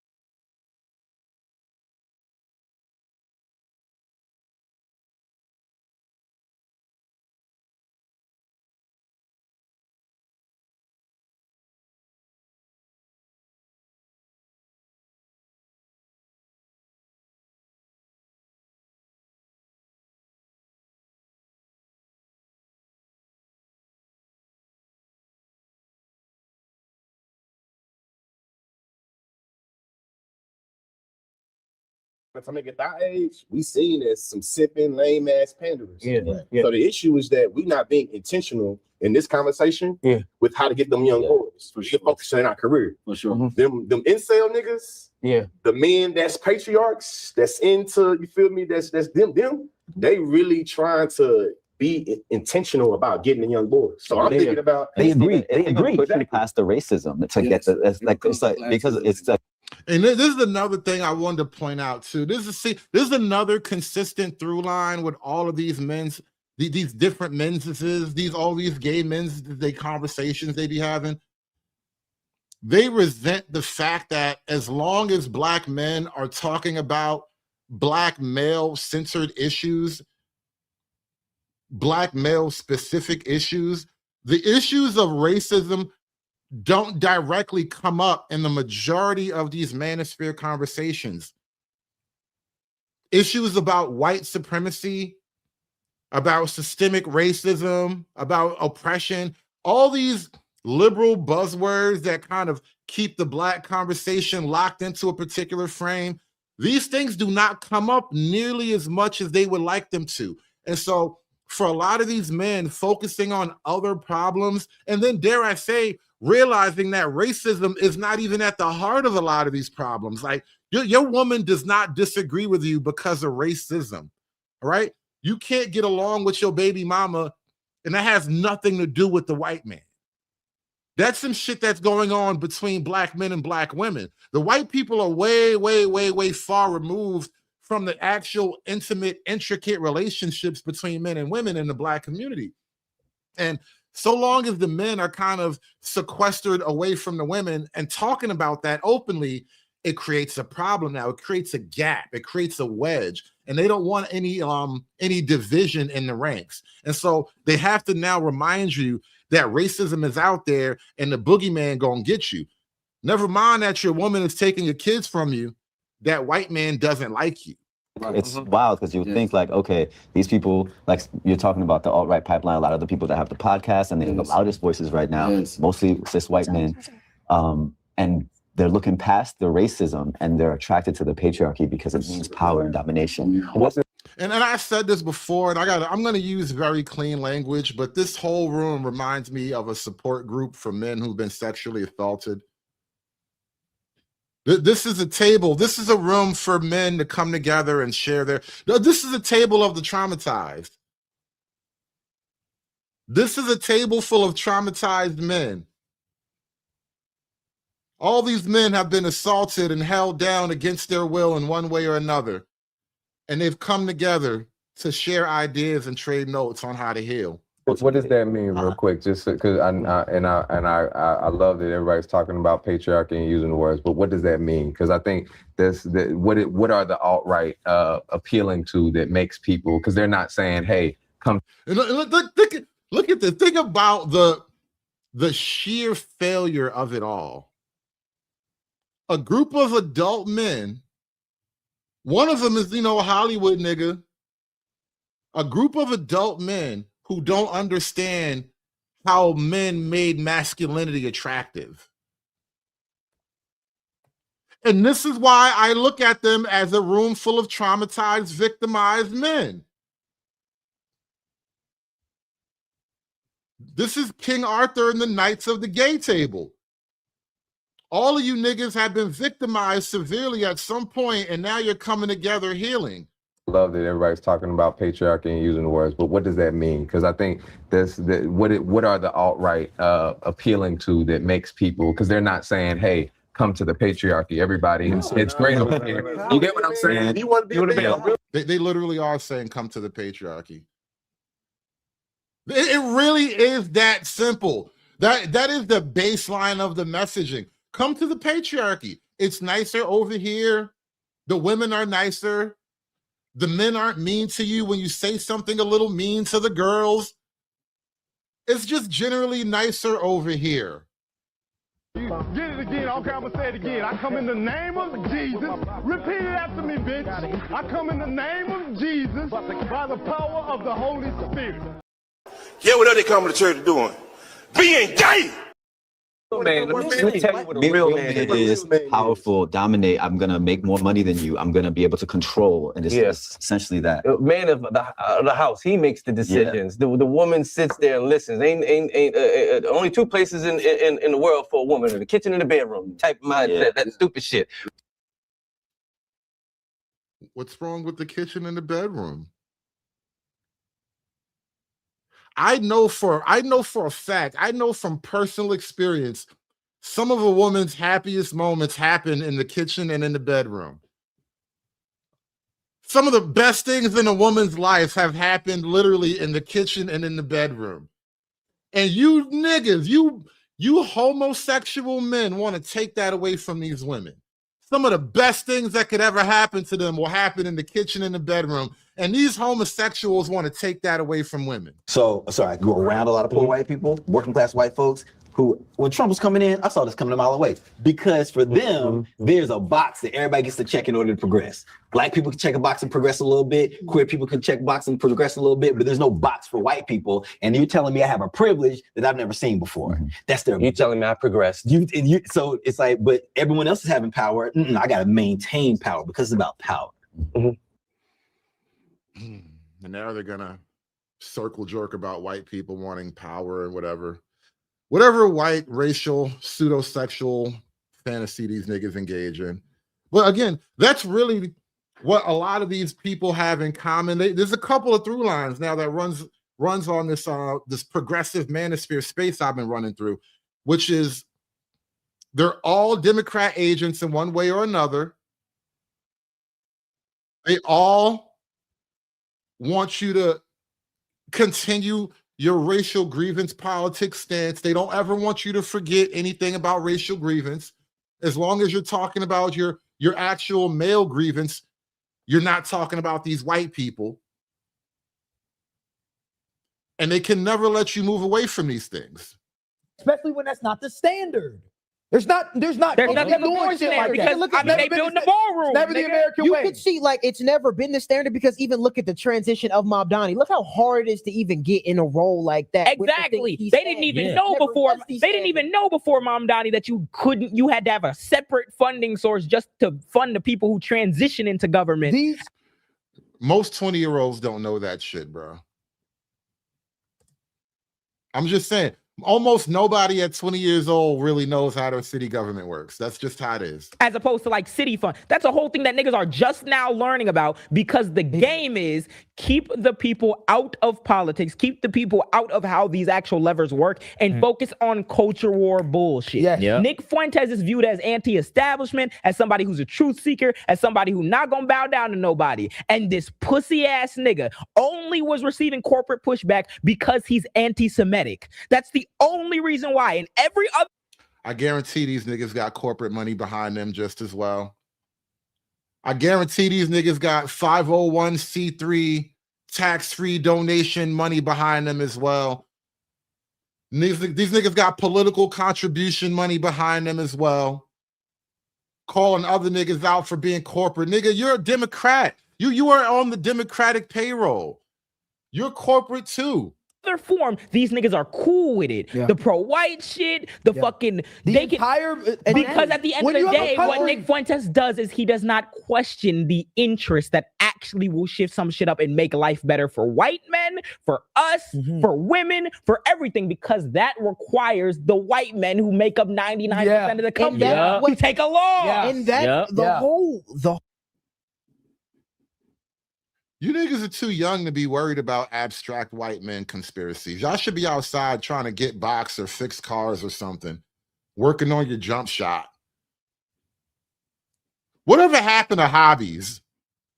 Whole model of the red pill is like we tell the truth, we're anti-establishment, we do things how we want to run, we're not even woke. Look at every single one of these niggas hates the red pill, which kind of makes you wonder, why do all these openly self-avowed red pill and hater niggas, why did they all start to populate roughly at the same time? I guarantee you, if you start to peel back the curtain, you know, I don't have enough time to do proper police work. I just got hunches and suspicions, but I know the network behind these people is interconnected. They have all the same people behind them. All of their friends are friends with each other. And they all been put up here and promoted to fight this, quote, red pill, dissident black male space. These are the new political agents. Each and every one of these young black niggas is Agent Smith. You notice in the Matrix, they never showed the agent as a black guy? How come none of the agents were a black guy?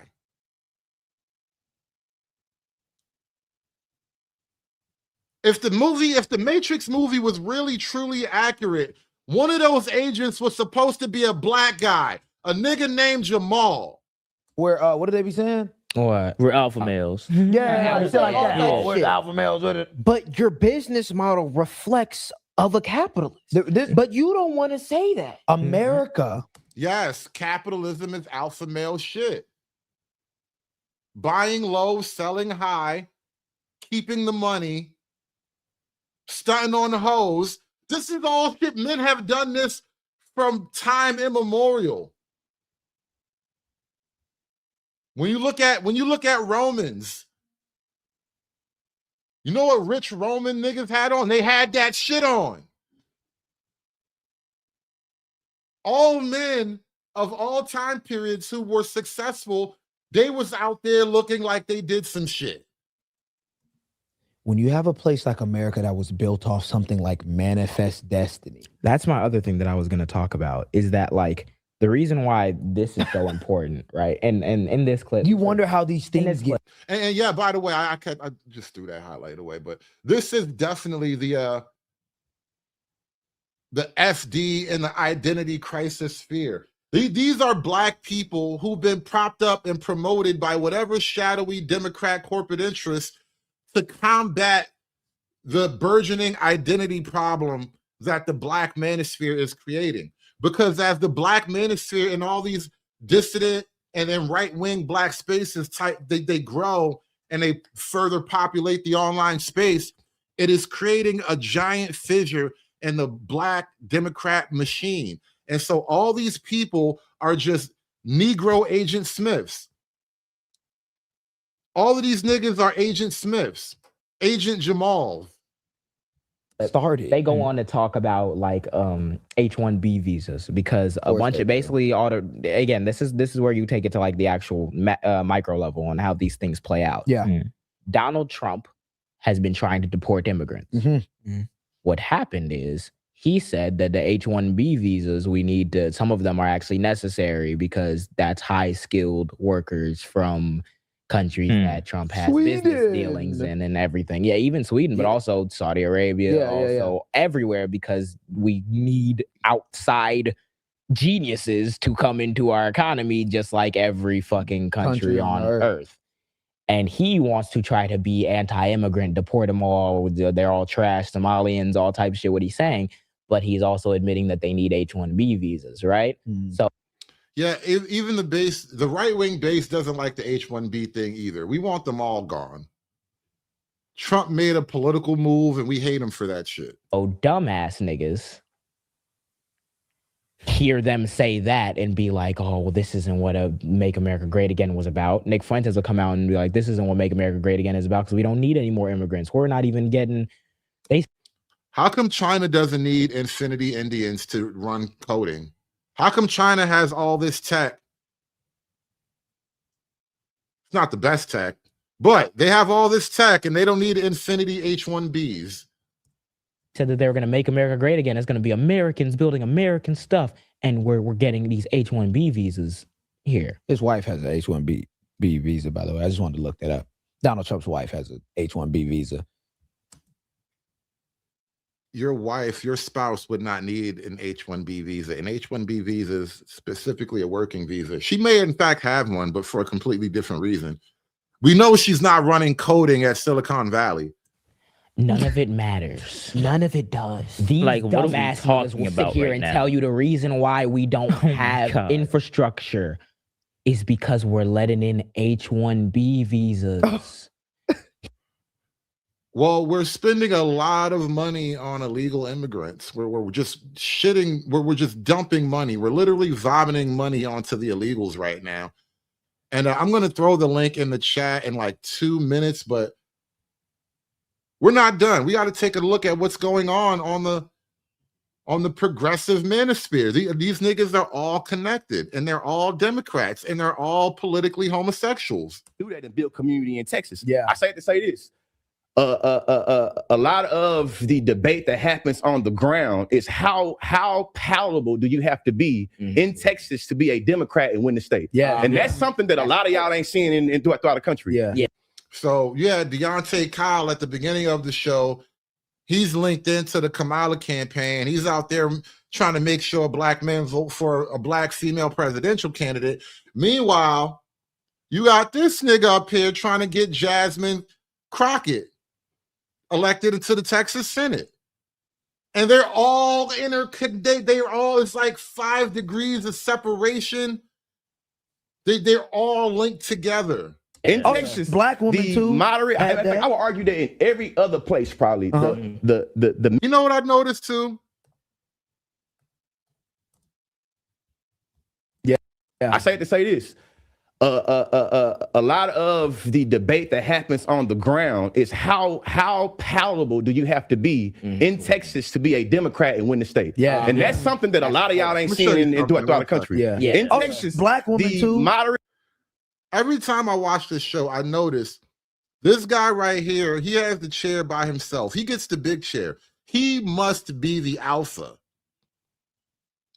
And so these are like the little dogs. They just don't really know shit. They're just there. They're like his backup singers, right? So he's the alpha.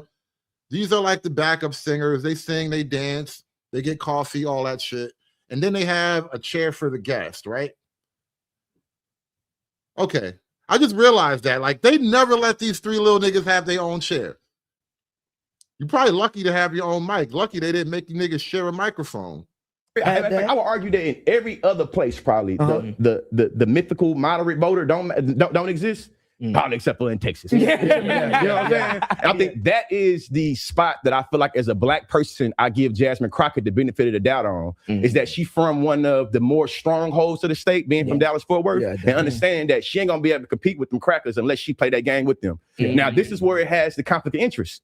You feel me? At what point do you make a decision to say that this, in terms of ethics and morals, matter more with my constituents, and this matters more in terms of morals and ethics with my donors? With my, and I think that is the part that's coming with her specifically. I think that she would be a better leader for the senator than all the senators. I hate that James Talarico made the race a little dirty when he tried to come out and say she's gonna do this. Now it being petty. Now, it's interesting. I heard Jasmine Crockett just got into a little bit of hot water recently, where apparently she kicked some white woman out of her campaign. Literally had a security guard come up and say, throw that white lady out. I forget why. Maybe the woman wrote something unkind about her. But yeah, that was just on like MSNBC last night. They were interviewing the lady who got kicked out. But yeah, Jasmine Crockett's she's having a nice, tough campaign. And she's still running for the Democrat primary. She hasn't even really secured the spot at all for the Democratic ticket. But the link is in the chat right now. I just threw the link in the chat. If you guys have any thoughts you want to share about this Progressive Manosphere, please feel free to hit the link. I would like to caution you, anybody who comes up, please, we're trying to keep this one green light, trying to keep the green $sign on this one. So I've done my best. I've tried not to be too profane in this hour and 45 minutes that I've been talking. Probably going to run this for another 45 minutes to an hour or so. So if you would like to join the panel, please feel free. The link is in the chat. Thank you to everybody who supports the show. Thank you so much for supporting the panel, by the way. Just in case these guys cause me to thoroughly lose my monetization. And I might have lost it already for other reasons, but I appreciate all of you guys' support. Shout out to Harambe with the 199. All these weak ninjas got braids or dreads. That is something I've been noticing as well in the YN culture. The crazy wicks and the big stupid dreadlocks and the general just long-haired nature of it all. Your niggas is looking like hippies. Niggas is turning into hippies. Got to bring the 90s back when niggas had waves and shit. We were more respectable with 360 waves. Anyway, what's going on, Bandit? Welcome to the show, man. Hey, what's going on? I mean, I will do my best to keep this PC, but man, it's going to be tough. Oh my God, it's been brutal watching this. I mean, the cucks of the round table it's terrible. The thing I just don't understand is how do you fall this hard and fast? Like, you went from like the 90s being like the Jordans, like the the Barclays of the world, not giving a hell, let's put it that way, about anything, and then you come to this where they're just like, oh man, I have to shame another guy how to be a man. Like, what happened? It's funny. We can go two ways with that. It's almost It's like you're asking directly what happened to black men of America, which that's totally valid. And then two, it's a broader question about just American men in general. But let's focus on the black male image of it all, because I remember that era. I was born into that era. I was born in the early 80s. I grew up with black action star. Action Jackson was my low-key unsung black action hero before he ever got into, was it before he got into the ring with Rocky? I'm not even sure about Carl the Weathers? timeline. I remember Carl Weathers not for fighting Rocky, but for fighting crime in a city like Detroit and taking down a drug ring led by Craig T. Nelson. And I think he got to go home with like Apollonia or whatever the fuck her name was. But that was my nigga back in the day. The image is falling all the way off though. Like, just the concept of black masculinity. I mean, the concept of masculinity in and of itself has been shot to hell. But, you know, we're talking about the black man in particular. Yeah, like I hate what they've done with the modern black male image in terms of like media and just standard projection from a media standpoint. Like it's like that scene from The Godfather. Look how they massacred my boy, you know. But Bluff City, bro, what's going on, man? Welcome to the show. Let's get some thoughts out of you, man. Hey, what's up, Hood? Before I get started, hey, I saw you pulled up on AJ's channel the other day, man. That was a pretty good show he had. I was kind of shocked to see you pull up there. So, you know what? I've never caught him live before. I didn't even know he really had a whole live thing going on. So I'm kind of yeah, man. They crack jokes. It's always a good time over there, bro. Yeah, next time I can catch them. And I didn't really realize until I got up there he was already a little bit familiar with me as well. So I didn't have to go through the whole introductory thing. We just kind of hit the ground running.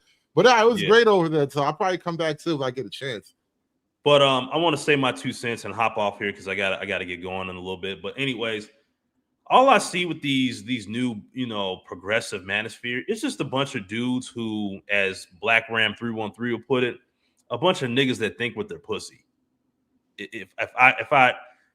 I'm gonna try not to curse too much when I say my piece here. But yeah, that's the overall point. You have there's been a huge rise in weaker and weaker men getting platforms here on on any social media platform, especially the ones that pander to women and say all men are bad. They probably have a bad relationship with their father. They just ooze of weak-minded, low testosterone, barely hit the gym. I mean, do you think Deontay Kyle, or I forget what this dude's name is you have on the screen? Do you think these guys really hit the gym? And if they did, I guarantee you their testosterone levels will go up and they wouldn't think the way they're thinking right now. You know, Bluff, let me cut you off right there. That's a great point because I've been talking about broad through lines and commonalities from all these different groups and individuals I've highlighted today. And this is another one. So we've got the anti-red pill thing, the heavy Democrat affiliation, they're practically agents of the Democrat machine, and then also lack of gym culture. There is zero gym culture in any of these people. Interesting. Yeah, man. It's like, when I go out in real life, like I see a lot of black men in the gym more than black women. I mean, hell, the Beckys, the Maylings, and the Marias, they're running circles around black women. Now, I'm not saying they're not in the gym at all, but I could count on one hand in most cases. And I live in a mostly black city. You know, Memphis is majority black, so there's that. And when I see these guys, you know, say they're garbage, they're absolute garbage pieces on how to make the black community better. It's just like they get all this, like Juvenile said, they get it from their mama. Because they certainly, if they have fathers in their lives that actually gave a damn about them, they wouldn't be saying none of this mess. Like, you couldn't pay me enough money to portray myself as such a weak man and to pretty much hate myself so much as a black man to the point where I will only get up here and kiss the rear ends of black women just to get some clicks, views, and potential monetization out of that. That's just not my cup of tea. I would never support these clowns because I know how I am and I know what I stand for. And I've been around Manosphere spaces, the real Manosphere spaces for a minute. I mean, I've only been making content just recently. And I know people who are genuine and the ones who are absolute clowns. And these new guys, they're too feminine. They love wearing purses. They love wearing the skinny jeans with the damn holes in them. I don't think they should say anything as it pertains to masculinity because they're clearly not qualified. I'm gonna land the plane right there. And thank you so much, Hood, for having me on, bro. I really appreciate it. No problem. You're always welcome too, by the way. And not only that, the whole skinny jean thing, I'm pretty sure the guy that I was just talking about, he always gets the big chair on this show. Somebody told me in my last podcast that he actually paints his fingernails. He's been spotted with multicolored fingernail patterns. And so, that's who we're dealing with, man. Yeah. I mean, look at the NFL. You got NFL quarterbacks painting their fingernails. Yeah, it's everywhere, man. We got True Hype on the panel. What's going on, Hype? Well, welcome to the show, man. Hey, what's good with y'all, man? Like, having a good day, bro. Man, like Hood. I was anyway until I started watching these niggas. Man, like Hood. Like, you remember when that Bernard Riley panel where FD came up and like Fantastic wasn't having it, man. But he was like having all these backhanded like comments, and then he finished with, y'all need to follow basically me, and then we need to lock arms with the the Labiquita crowd. You remember that joint? I remember that. Labiquita is hilarious, by the way. But I think I was there for that because I'm looking for something right now because I remember somebody clipped me. Dude, I couldn't believe that, man. And and I understand Bernard giving him a little bit of grace because like to kind of carry it on, but like he was right with his he's like, hey, this is a backhanded dude. And I pose to you, right? Do you think he would say that to any one of our faces? You think that conversation would go a little bit differently? Well, this is why I realized they had to kind of create their own little insular online world, because as far as I can tell, the vast majority of the FD signifiers appearances in all of these contentious spaces, when he goes into the manosphere, the few times where he actually does engage or he has engaged, he never comes out looking good. He's never the winner of these exchanges. And I think that, again, that's why he had to kind of just focus on his own little bubble so that he doesn't have to get, his shoes dirty wrestling with you niggas. I mean, intellectually though, like just getting pressed like a little bit, you know what I'm saying? It doesn't compute. It's like the what is a woman thing. You know what I'm saying? It on the face, it doesn't make any sense. Well, and just getting pressed a little bit, you're gonna get some dirt up on you.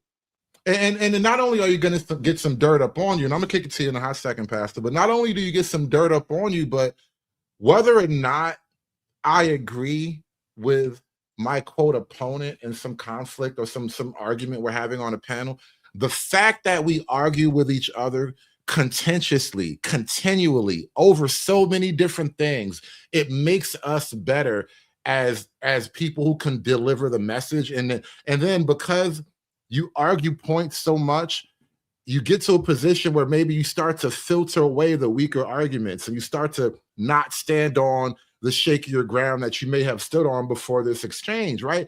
The process of constant conflict makes you better. And these guys, they literally run from actual intellectual conflict. And what they'll do is go sit in their bubble with all of their Mean Girls Circle Club, the Circle Jerk Mean Girls table, and then talk about how crazy and how, caveman and toxic masculine all these other people are. But every time they engage, they get their nose bloody. And so they don't like that shit and they refuse to keep engaging. But Pastor, you jumped on the mic. What's going on, Pastor? What's good, man? What's good, Hood? Well, I'm gonna keep it real with you. Initially, I had no problems with FD. I really didn't have no problems with him. I thought he was just more of an intellectual. I actually gave him a pass for being just a intellectual, right? A leftist intellectual. I gave him a pass, right? Had no real problem with him. But then I actually went and looked at that interview that he did with the white guy with the fingernails and stuff. I think his name is Fruity.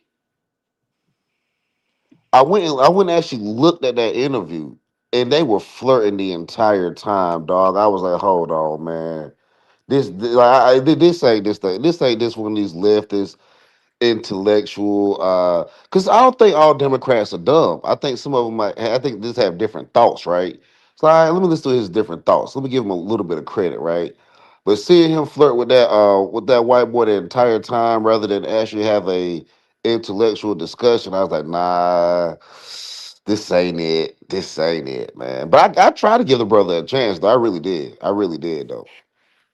I mean, like, but he's the fox, if you will, that'll smile at you. You know what I'm saying? And like, but if you said the wrong thing, what happens to you? Now, this I think is that appearance that you guys were talking about years and years ago when FD Signifier popped up onto the Bernard Riley panel. And again, this is why he's not really comfortable outside of his little rabbit hole. He has to go hang around the other furry creatures like himself, because once he gets outside his little rabbit hole, the wolves are out there, bro. You got to be stronger than you were. You mad at this white girl because she talked to a supposed white supremacist and she didn't fight your black fight for you. The nerve of you niggas wanting a white girl to fight your black fight for you. But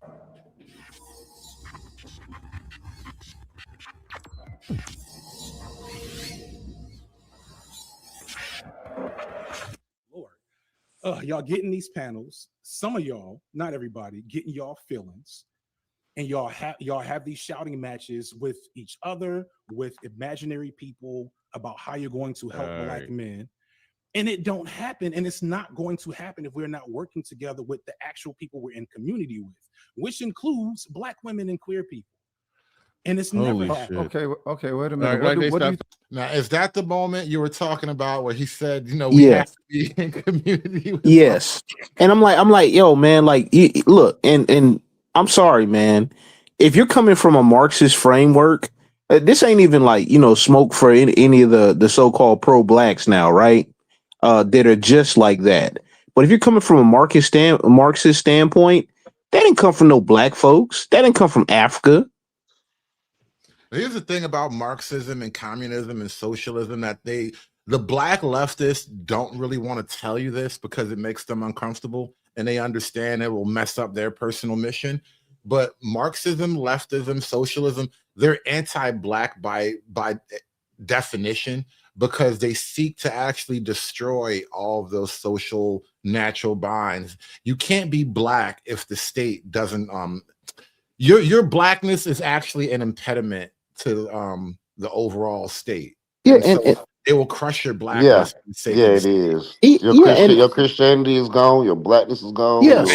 Thank you. All that's gone. Yeah, because they have to take your grievance and they have to shoehorn in something to use as a cudgel for who they consider as the enemy. So they don't give a damn about you.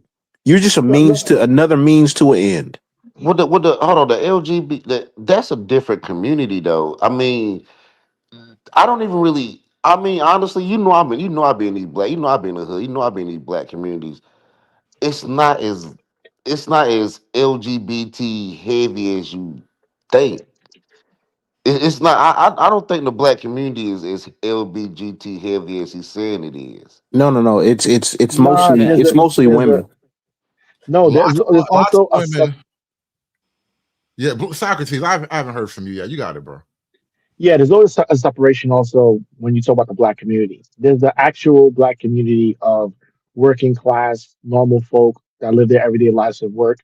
Then there's the black community of the boule who acts as the intermediaries between white society and black people. So they're gay. They're absolutely gay, and they absolutely are a bunch of, kiss asses and etc. And the Dante Kyle or whatever, and the FD signifier represents that. They are also the boule, whether they realize it or not. Their job is to act as gatekeepers and as spokespersons to greater society, to police black people and police the idea of blackness, to make it palpable for the whatever agenda white people have. And this is why I can't stand black leftists, because black leftists have always been this servant to white liberal agenda. Feminism is white. White liberal women came up with feminism. This idea of socialism is a white thing. Like, why would black people care? Black people want to be lit. Black people on their own like being lit. They like having nice things. Imagine telling the average black person that if socialism actually happens, you can't have your Bentley, you can't have your Rolls Royce, you can't have your gold chains, you can't be flashy, you can't be icy. Black people just want parity. They No want parity. African would have conceived of socialism on his own. Not one. For real. It's because they hate the system and they want to see the system burn. That's the only Why reason did why. No, that's another lie. Who hates the system? You say they. Who's they? They're cosplaying the ones that say they hate the system. They benefit from all the fruits of it, and they love the spoils. Right? It's the limousine liberal all over again. Absolutely. You have to understand something. In order to succeed, there's different avenues. It's like the jungle, right? You could be a strong animal, you could be a fast animal, you could be a scavenger. So think about the economy of the world in the same way. So how do you normally succeed? By having talent, meritocracy, working hard, etc. But that takes hard work. Or you can lie and grift and become like a Iago con artist. And that's what they basically are. They're con artists. They're gonna The con artist thing is a great point. Let me just say this. I'm gonna kick it back to you guys. But the con artist thing is a great point. I want to point something out about them hating the system. It's not so much that they hate the system as if there should be no system in place. They hate your system. They hate the system they're not in charge of. And so what they want, it's sort of like the police thing, right? You notice how the left wing allegedly hates the police until when it was the pandemic and the police were the ones arresting people for not behaving according to the policies. Then they love the police when they're doing these things, right? It's the system that they want to take over. Yeah, and the then they'll means just to do all end. the crushing things to you and be like, oh, well, you deserved it. Yeah, just the means to an end. Like all this is dirty macking. Absolutely. That's all it is. Like because like they cannot be at the very tippy top, or else they wouldn't say anything against it. So what do they got to do? They got to get rid of the people at the very tippy top. It's the sneaky, effer type of. Exactly. Yeah. They can't be in a tippy top through normal or traditional means, right? Through aggression, through skill, through ability, through charisma, through charm, through all the normal ways that people have succeeded in the past. They can't do it that way. So they're trying to find a back door. And then their back door is to lie, scheme, and just grift and like a sneaky fucker. I'm not going to actually challenge the big dog to a fight. I'm going to sneak around and claim to be, I'm going to claim to be a woman. There's like idea of lobster. I heard lobsters do this.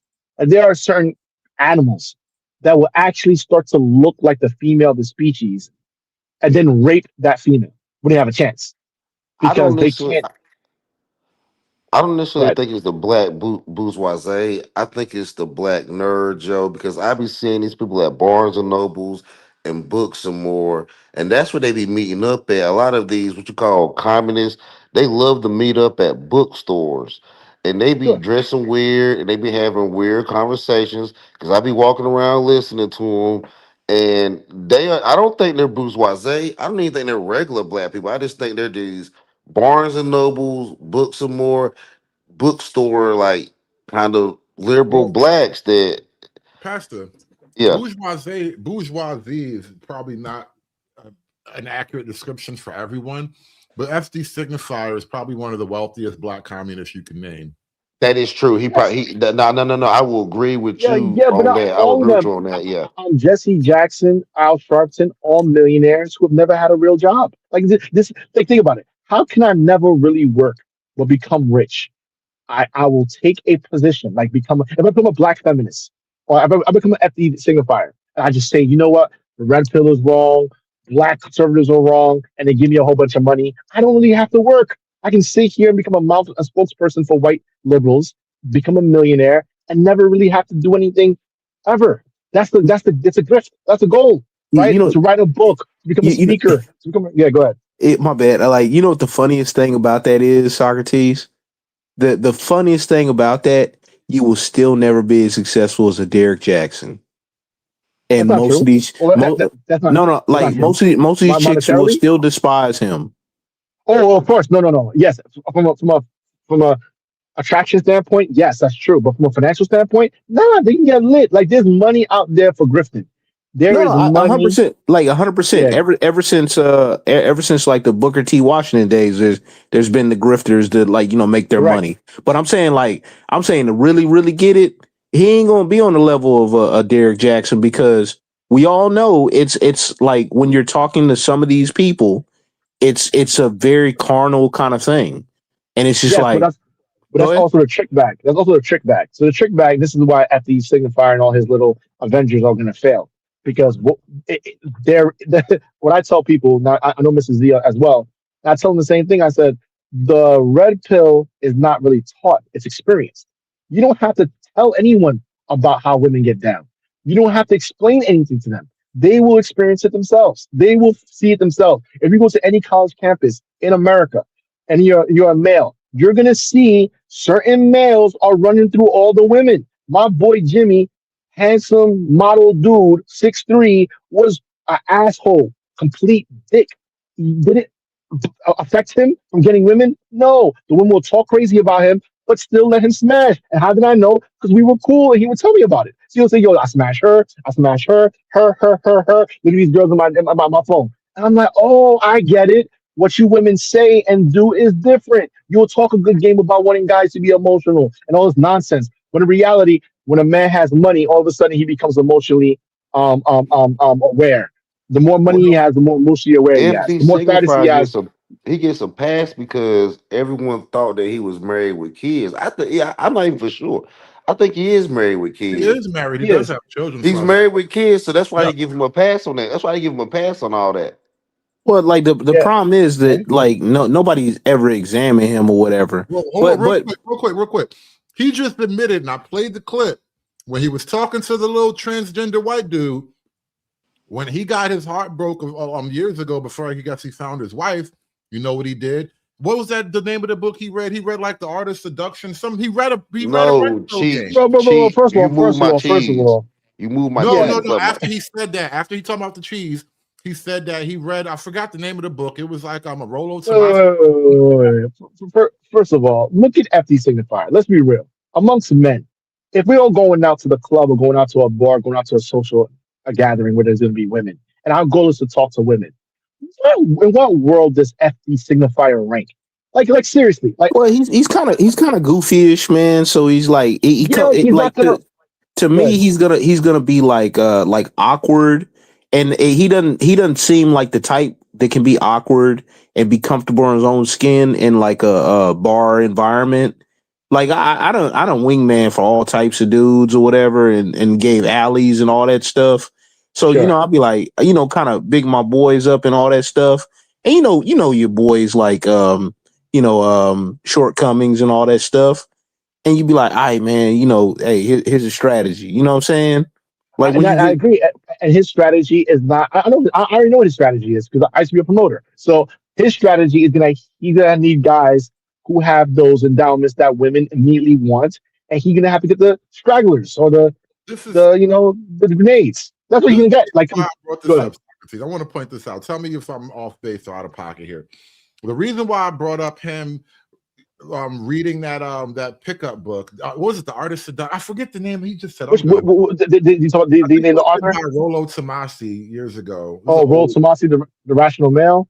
Yeah, it was some pickup book. It was a famous book back in the day before everything blew up online. Then it can be Rollo Tomasi. You mean the pickup artist? Either the pickup artist it was some type or of maybe not Rollo Tomasi, but it was some type of pickup book for men. Okay. Neil Strauss. I think that was the name. The pickup artist. Yeah. The game. No, the game. Excuse me, the game. So look, he's telling that story on the clip, and he says that he starts reading about it, and it basically gave him the ick. And that's when the reason why that jumped out in my mind is because I think the parts about that gave him the ick are the frank observations and strategizing about female nature. Something about men being blunt about female nature and then how to overcome it.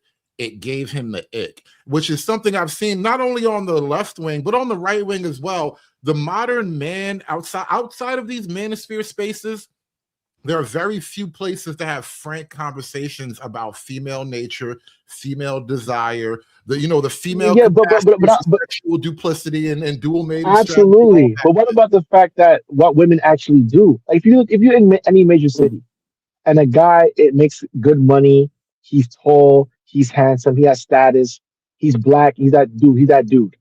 Does his politics matter? Like they pretend that, he better vote for Kamala. Yeah, right. These women are going. They don't care. Like Come on, go to any Equinox. There'll be women lined up for certain dudes because that's what they care about. This whole idea that women are so sensitive to politics is nonsense. They're sensitive to politics for the guy they don't really want. And that's the thing about FD Signifier. I don't know his wife, but I'm pretty sure I have an idea of what she looks like. She's probably She's overweight. dominant. She's Yeah, dominant. She's and she's not dominant. that and she's also not that attractive, meaning that the kind of guy that she would want wouldn't want her. So she goes with FD Signifier and makes him pay a premium. He has to pay a lot and do a lot, probably kiss her behind and give a validation, do all this stuff to appease her. But the dude that she really wants don't have to do that. Like the guy who's like the star quarterback or the star basketball player, he don't have to do that. He just have to show up. And And like anyone he, says that's not the truth, that's a lie. He lying, man. I've like seen he it. got dread. He got dreads, and she probably got one of those black girl fades. I'm just guessing, Oh, come but on, I'm just man. guessing. I'm just guessing. Or even if she does have hair and she looks like a regular woman, she's dominant minded. I think he is the type of brother that would marry a dominant minded black woman. I Well, I mean, it mean, just is what it is. No, dude, I like have he's friends. he's the epitome though of the black woman is God type dude. You know what I'm saying? I have friends like this. I have friends and come from college. These black intellectual leftist dudes, and their strategy, and the women that they usually get with are very unattractive, and their strategy is just to be a man hating black feminist simp. They just simp their way into a situation, and hopefully that works out for them. That's what they're leaning you towards. But the thing is that the sad part about it, they won't be honest that all men don't have to do this. Come on, let's be honest. All men do not have to care about women's politics. My boy was the most biggest asshole ever. Women will talk about how much of an asshole is, but still let him smash. And that goes on all across the country. Like a Future. Does anyone care about Future's politics? Like what? Like, are we serious that women care about a guy's politics like that if he has the thing that they want? Come on. I think what's happening right now is, and this is something I saw years ago when I first started podcasting, and it immediately occurred to me how political the nature of a lot of these conversations ultimately have to be. Like, they're not political when you're talking about who's having sex with who and who's cheating on who. That's very surface level. But when you get deeper into like the power and the culture and why things are playing out the way they are, there's a lot of politics behind it, which is another reason why all these guys share that political tie. Because however you want to explain it, the fact that men and women are not getting along together and making children and cohabitating and all that, it's becoming very political. And his side of the political aisle is going to suffer from it the most. Yeah, big time. It'll suffer long term. Long term. Initially, it's going to gain. Initially, it will gain, but it will suffer long term the Yeah, but most. very minor though. If it does like achieve anything, like very minor now, especially like with the truth spreading to the fact that like the Daily Wire folks got to deal with like red pill talking points because But at it's least, so prevalent. but the red pill, the right wing, and this is the problem with the left. The left, they're in denial. They don't want to accept the reality of what's happening. And the reality is what's happening is that they over-indexed on the women. They gave no constraints on the women. The women are perfect. Women are great. Women are everything. And the women are not ending up with men, right? Even though they're so perfect, supposedly. And now the question is, why is that? And so you're looking at the men and saying, the men, you're not doing enough. And the problem is, a lot of leftist men are doing everything possible, and it's still not enough. And the truth is, the reason why you're not enough is because you're not him. But they can't say that. And that's the truth. Like, No, but guys, even him go ahead. ain't him. You know what I'm Hey, saying? Hood, Like, Hood, I think that both sides have a problem with dominant women. I don't think this is just a Democrat side. I don't think this is just a Democrat issue. I think both sides, Democrats and Republicans, have an issue with well, dominant well, women. well, the Republicans got a bunch of like low key feminists or whatever because it's been so prevalent throughout like all of the culture. So like, yeah, but you'll have this like just it's spread so perverse that it's almost like the water. You know how the water got all the estrogen in it and stuff like that. Even trace amounts is just everywhere. I agree, but it's also more likely to the conversation to be had on the right. Like, even though the right is in denial as well, they're in denial as well. But the conversation does come up. This woman was on OnlyFans and now she claims to be a Christian. This woman has a past and now she wants to be a wife. That conversation happens. Well, technically, the only reason why it happens is because of the criticism of her, and honestly, I agree. The right, the quote unquote right, they're like trying to white knight like that chick, and she's the wrong person to get behind. Absolutely, but at least they're having a conversation about should you white knight. Whereas in the left, there is no conversation about her past. In fact, if you ask about her past, you're insecure. No, So man, sex work is real work, man. What you talking about? Sex work is real, exactly. So it's like that's why the left is so screwed. They can't even have the conversation. So, but the thing is that you're going to try to win men over to vote while you can't even talk about the concerns. How is that going to work? You can't even talk about it. And you can't even describe what it is. That's where that's where it goes off the rails. So, we're gonna talk about women's rights, but we don't even know what a woman is. Come on. The other night, Edward Anderson, and God bless their hearts. Edward Anderson and I forget the other guy's name, but they were doing a show, and it was a little bit of a fundraiser where they were trying to I guess maybe I don't know, pay for a lobbyist or something. They were trying to put some money behind that black male political agenda, which I'm not really opposed. I'm not going to take the time to pick it apart. I've talked about it years ago when it first came up, and again, I wasn't totally opposed to it then. I just have some criticisms, but I think they're also operating from a strictly left wing or just black male Democrat framework, which if you're coming from that framework, I don't know where you expect to land. There is no room for a male agenda in the left wing framework. They barely believe in men.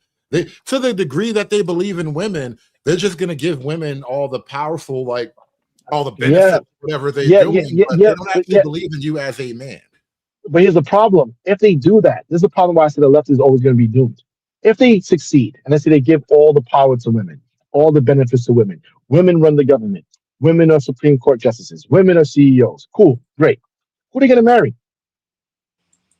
White men. Not enough white men. There's not enough white men to go around for them. No, but the state, Indian men don't want them. Asian men don't want them. And ain't enough white men to go around. No, they can't marry the state. The state can still gonna want to have marriage relationships. Who's gonna do that for them? Now you pulled your mic out for a second. Yeah. They'll marry each other.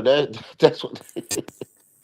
Box wine and cats. They'll marry each other and adopt kids. That's what they'll do. What was that band that I heard something about? Hold on, Socrates. One second. I heard something about box wine. I said box wine and cats. That's basically that's the future. They don't want that though. They don't. Hold on. These women. It doesn't matter if they want it. That's what's going to happen. They were promised. I understand that, and they're going to be upset about that. That's the whole point. They will be upset that they have all this money now. They have all this status. They have all this stuff they said, but they're alone with a box of wine and a cat. They're going to be upset. What's happening now? That's why I said. I'm an old millennial. I miss being a Gen X by 1 year. Put it this way. I'm already seeing people in my generation turning into the box wine cat ladies, regretting life, trying to tell their younger nieces and nephews, don't screw up, find a man when you're young, otherwise you're going to turn out like me.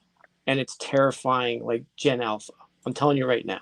Yeah, I agree, but here's the other issue. These women with these prominent jobs, are they really zealous to see the prospect of working until they die because there's no guy to carry the freight? Well, the conversation not had. The conversation not had. That's the reason why they're not thinking about that. Plus, women are much more in the moment than they are like down the road, unless they have families. And put it this way: AI is going to take like 75% of all jobs, anyways, within the next 5 to 10 years. So, like, they literally bet the wrong horse, and now they're going to have to deal with the repercussions. And the thing is, we're going to have to hold each other accountable to not bail these women out, because someone has to pay for this. Well, there's not enough money though, Bandit. The numbers, even if they wanted to, the numbers are so glaringly like ridiculous with the debt. You know what I'm saying? Like, the federal debt, all that stuff too. Mm-hmm. There's no way to do it. So it has to. It's going to fail.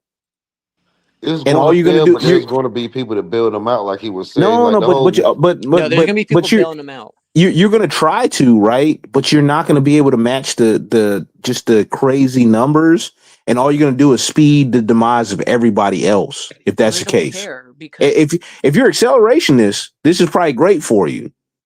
what I'm trying to say is there's always going to be that cuck that's going to bail someone out. We as men are going to have to hold that guy accountable. Make sure he doesn't do that. Like the lipstick preachers, or if you look at the Methodist Church, the Methodist Church put a woman as their head bishop, and she turned out to be a woman that she ended up marrying her wife as soon as they made her their head bishop. It's unfortunate, but there are going to be your lipstick preachers. They're going to be, and you know who put them in position? It was, unfortunately, other men did it. They said we got to give them a chance. We got to help them out, and they put them in position that they will. How do you think they accelerate? How do you think you accelerate all this stuff anyway? Well, Pastor, put it this way: this have is you guys why- watched real quick? One second, Ben. This is why, from a content standpoint, I try to spend more of my energy talking about the weakness of men than just talking about how awful women are. Well, that's true, because I get you, because empty signifier almost embodies that man that's going to do it. Well, did you guys real quick? Did you guys see what Pete Hegseth said about the Boy Scouts? I was gonna caught a cover little that, clip. man. I was gonna do a little content on that. I just haven't caught up to it. I might skip it now. The moment's passed, but Well- I did see he's gonna de-woke the Boy Scouts. And Well, the I'm just saying, military, like, it's turning around. It's not just de-woke. I watched the whole thing. It's not just he de-woked it. He is basically saying, if you don't commit to making these changes, we're going to take your 503 status away, and we're going to do a lot more because of the executive order that Trump passed. It might be too late though, Bandit. No, like, it's not. 'cause- They already agreed. They're taking No, away no, the no. DEI I'm saying money. no, I'm not. I'm not even saying on DI front. I'm saying like the fact whenever they did the whole Girl Scouts, Boy Scouts thing, and they made it Scouts and then brought the girls in, they kind of like low key like watered it down so much, and then they couldn't do as many activities because it had to be all inclusive. You know what I'm saying? That Like, got changed with this. You're saying that the DEI stuff is all going. They're going to try to bring boys just to have Boy Scouts. yeah, but that's before the DEI though. The Scouts thing was way before DEI, like about 12, 15 years. No, And then yeah, go ahead. it was the start of DEI. It was 2012 is when they started passing that stupid crap. Well, Do you think the boys will go back? Do you think the boys will go back and participate? Yeah, but what I'm saying is, culturally, he's doing what you're supposed to do. Change the rules. If you want to do this, you're either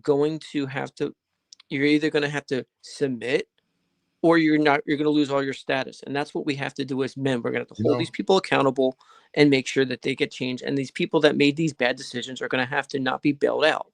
Bandit, you raised an interesting thing, and this is maybe one of the last things I want to bring up before we start to wind it down. I think another reason why there's so much vitriol and pushback and anger, because like if you look at what Trump's been doing with a lot of his moves, he's really attacking the Democrat patronage system. He's attacking a lot of these sort of invisible Democrat like social kind of voting networks, like little things that hurt the Democrat establishment. And so what they're looking at is their kind of social and their professional networks be eroded. And so that's a level of asymmetric warfare that we haven't really seen politically. But when you talk about like holding men accountable and things like that, that's the other side of the coin. It's not just holding men accountable. It's like you have to figure out things that we can actually take away. Some things that we can just stop doing, like with the Boy Scouts or whatever. There has to be a little bit more offense than defense as well. Yeah, you have to. You have to go after the culture. That's the whole thing. You go after the culture, and then you put in, if you don't follow the culture, here's the repercussions. And that's what I brought the Boy Scout example up, because they're trying to change the culture, and they're using executive orders to change the culture permanently, and then by hopefully righting the ship. But the Boy Scout thing is an interesting thing to begin with, because these useful things you used to learn in Scouts that you took throughout your life, like how to tie certain knots, cutting things, like certain safety things or whatever that you would use in your everyday life, were basically like almost like you know how like some adults like they'll learn something very very early on, and then kind of almost like take it for granted, and then not even teach their kids the very same thing, not understanding that hey, you had to learn these things, you had to be taught these things. So like you need like finishing schools, and you need like things to build men.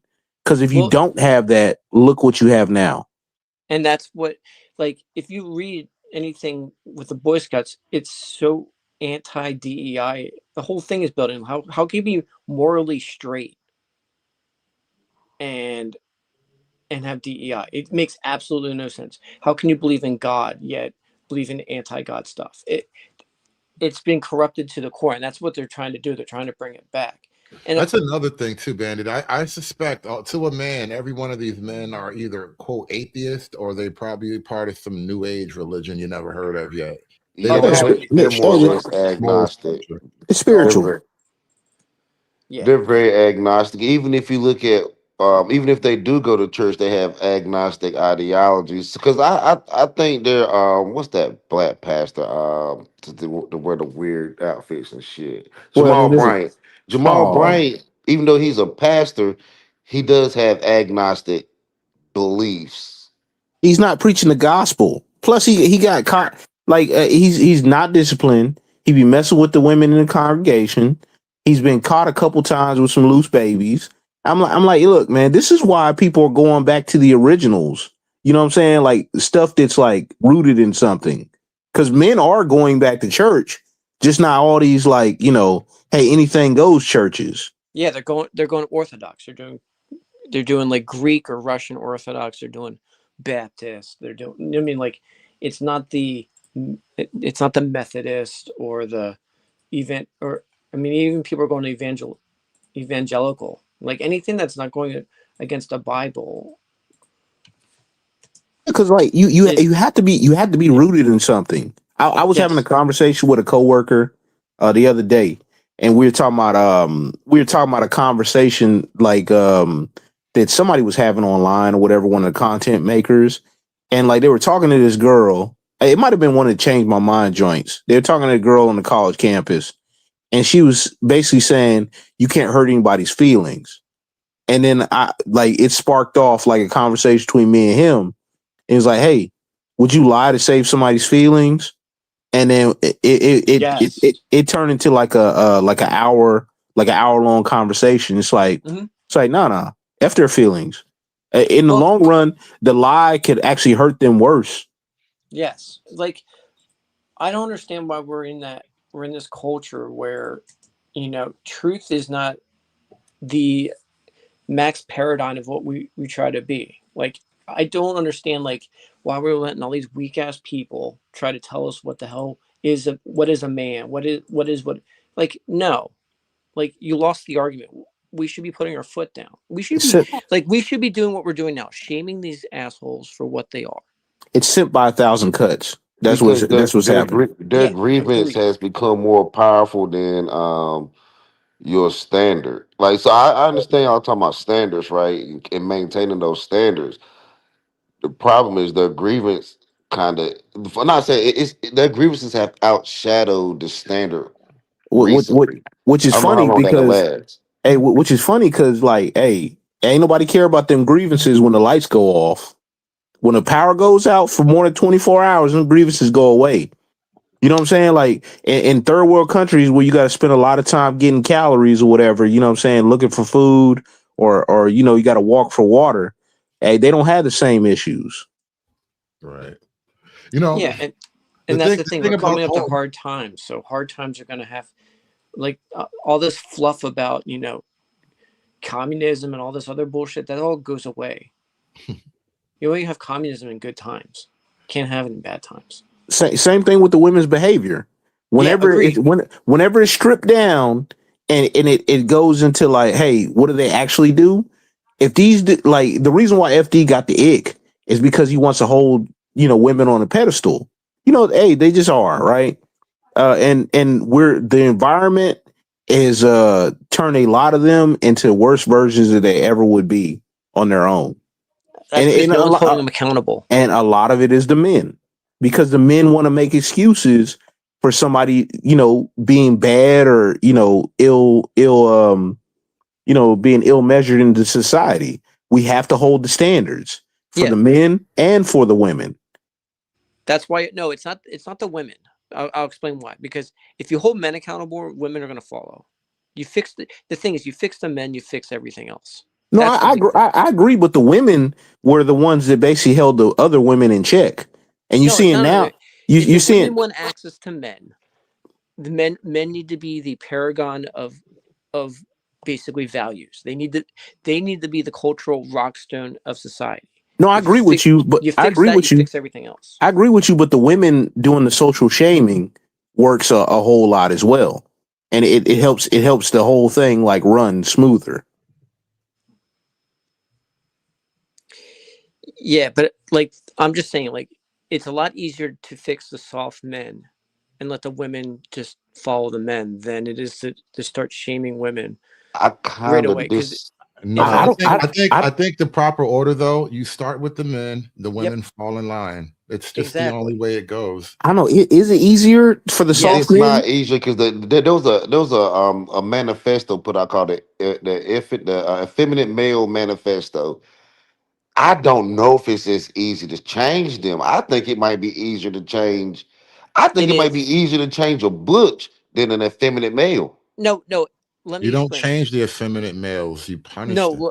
let me. The reason why I brought the Boy Scouts off is because think about this: you're turning nerdy ass guys that care about like going to the park and being like one with the park into military service men within 6 years.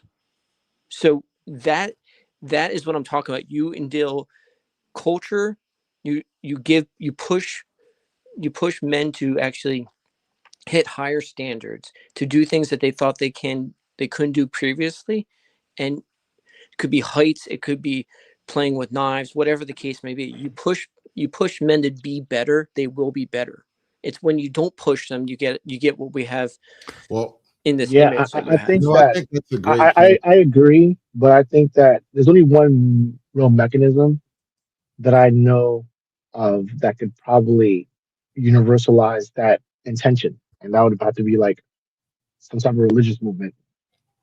You know what, Socrates, that's a great point. I think we're going to wrap it up right here. And let me kind of tie these threads together. And I was thinking about something like this earlier, like, and especially when it comes to like the welfare state and a lot of these sort of chronically dependent people, maybe these things have to come with some level of like really directed government service, or from another angle, a lot of the men who just are washing out of society, put them through some type of directed government program, like a service-based program where they learn skills, where they build themselves up into something a lot more productive. Whereas like you start to aim a lot more of your productive energy toward making productive men.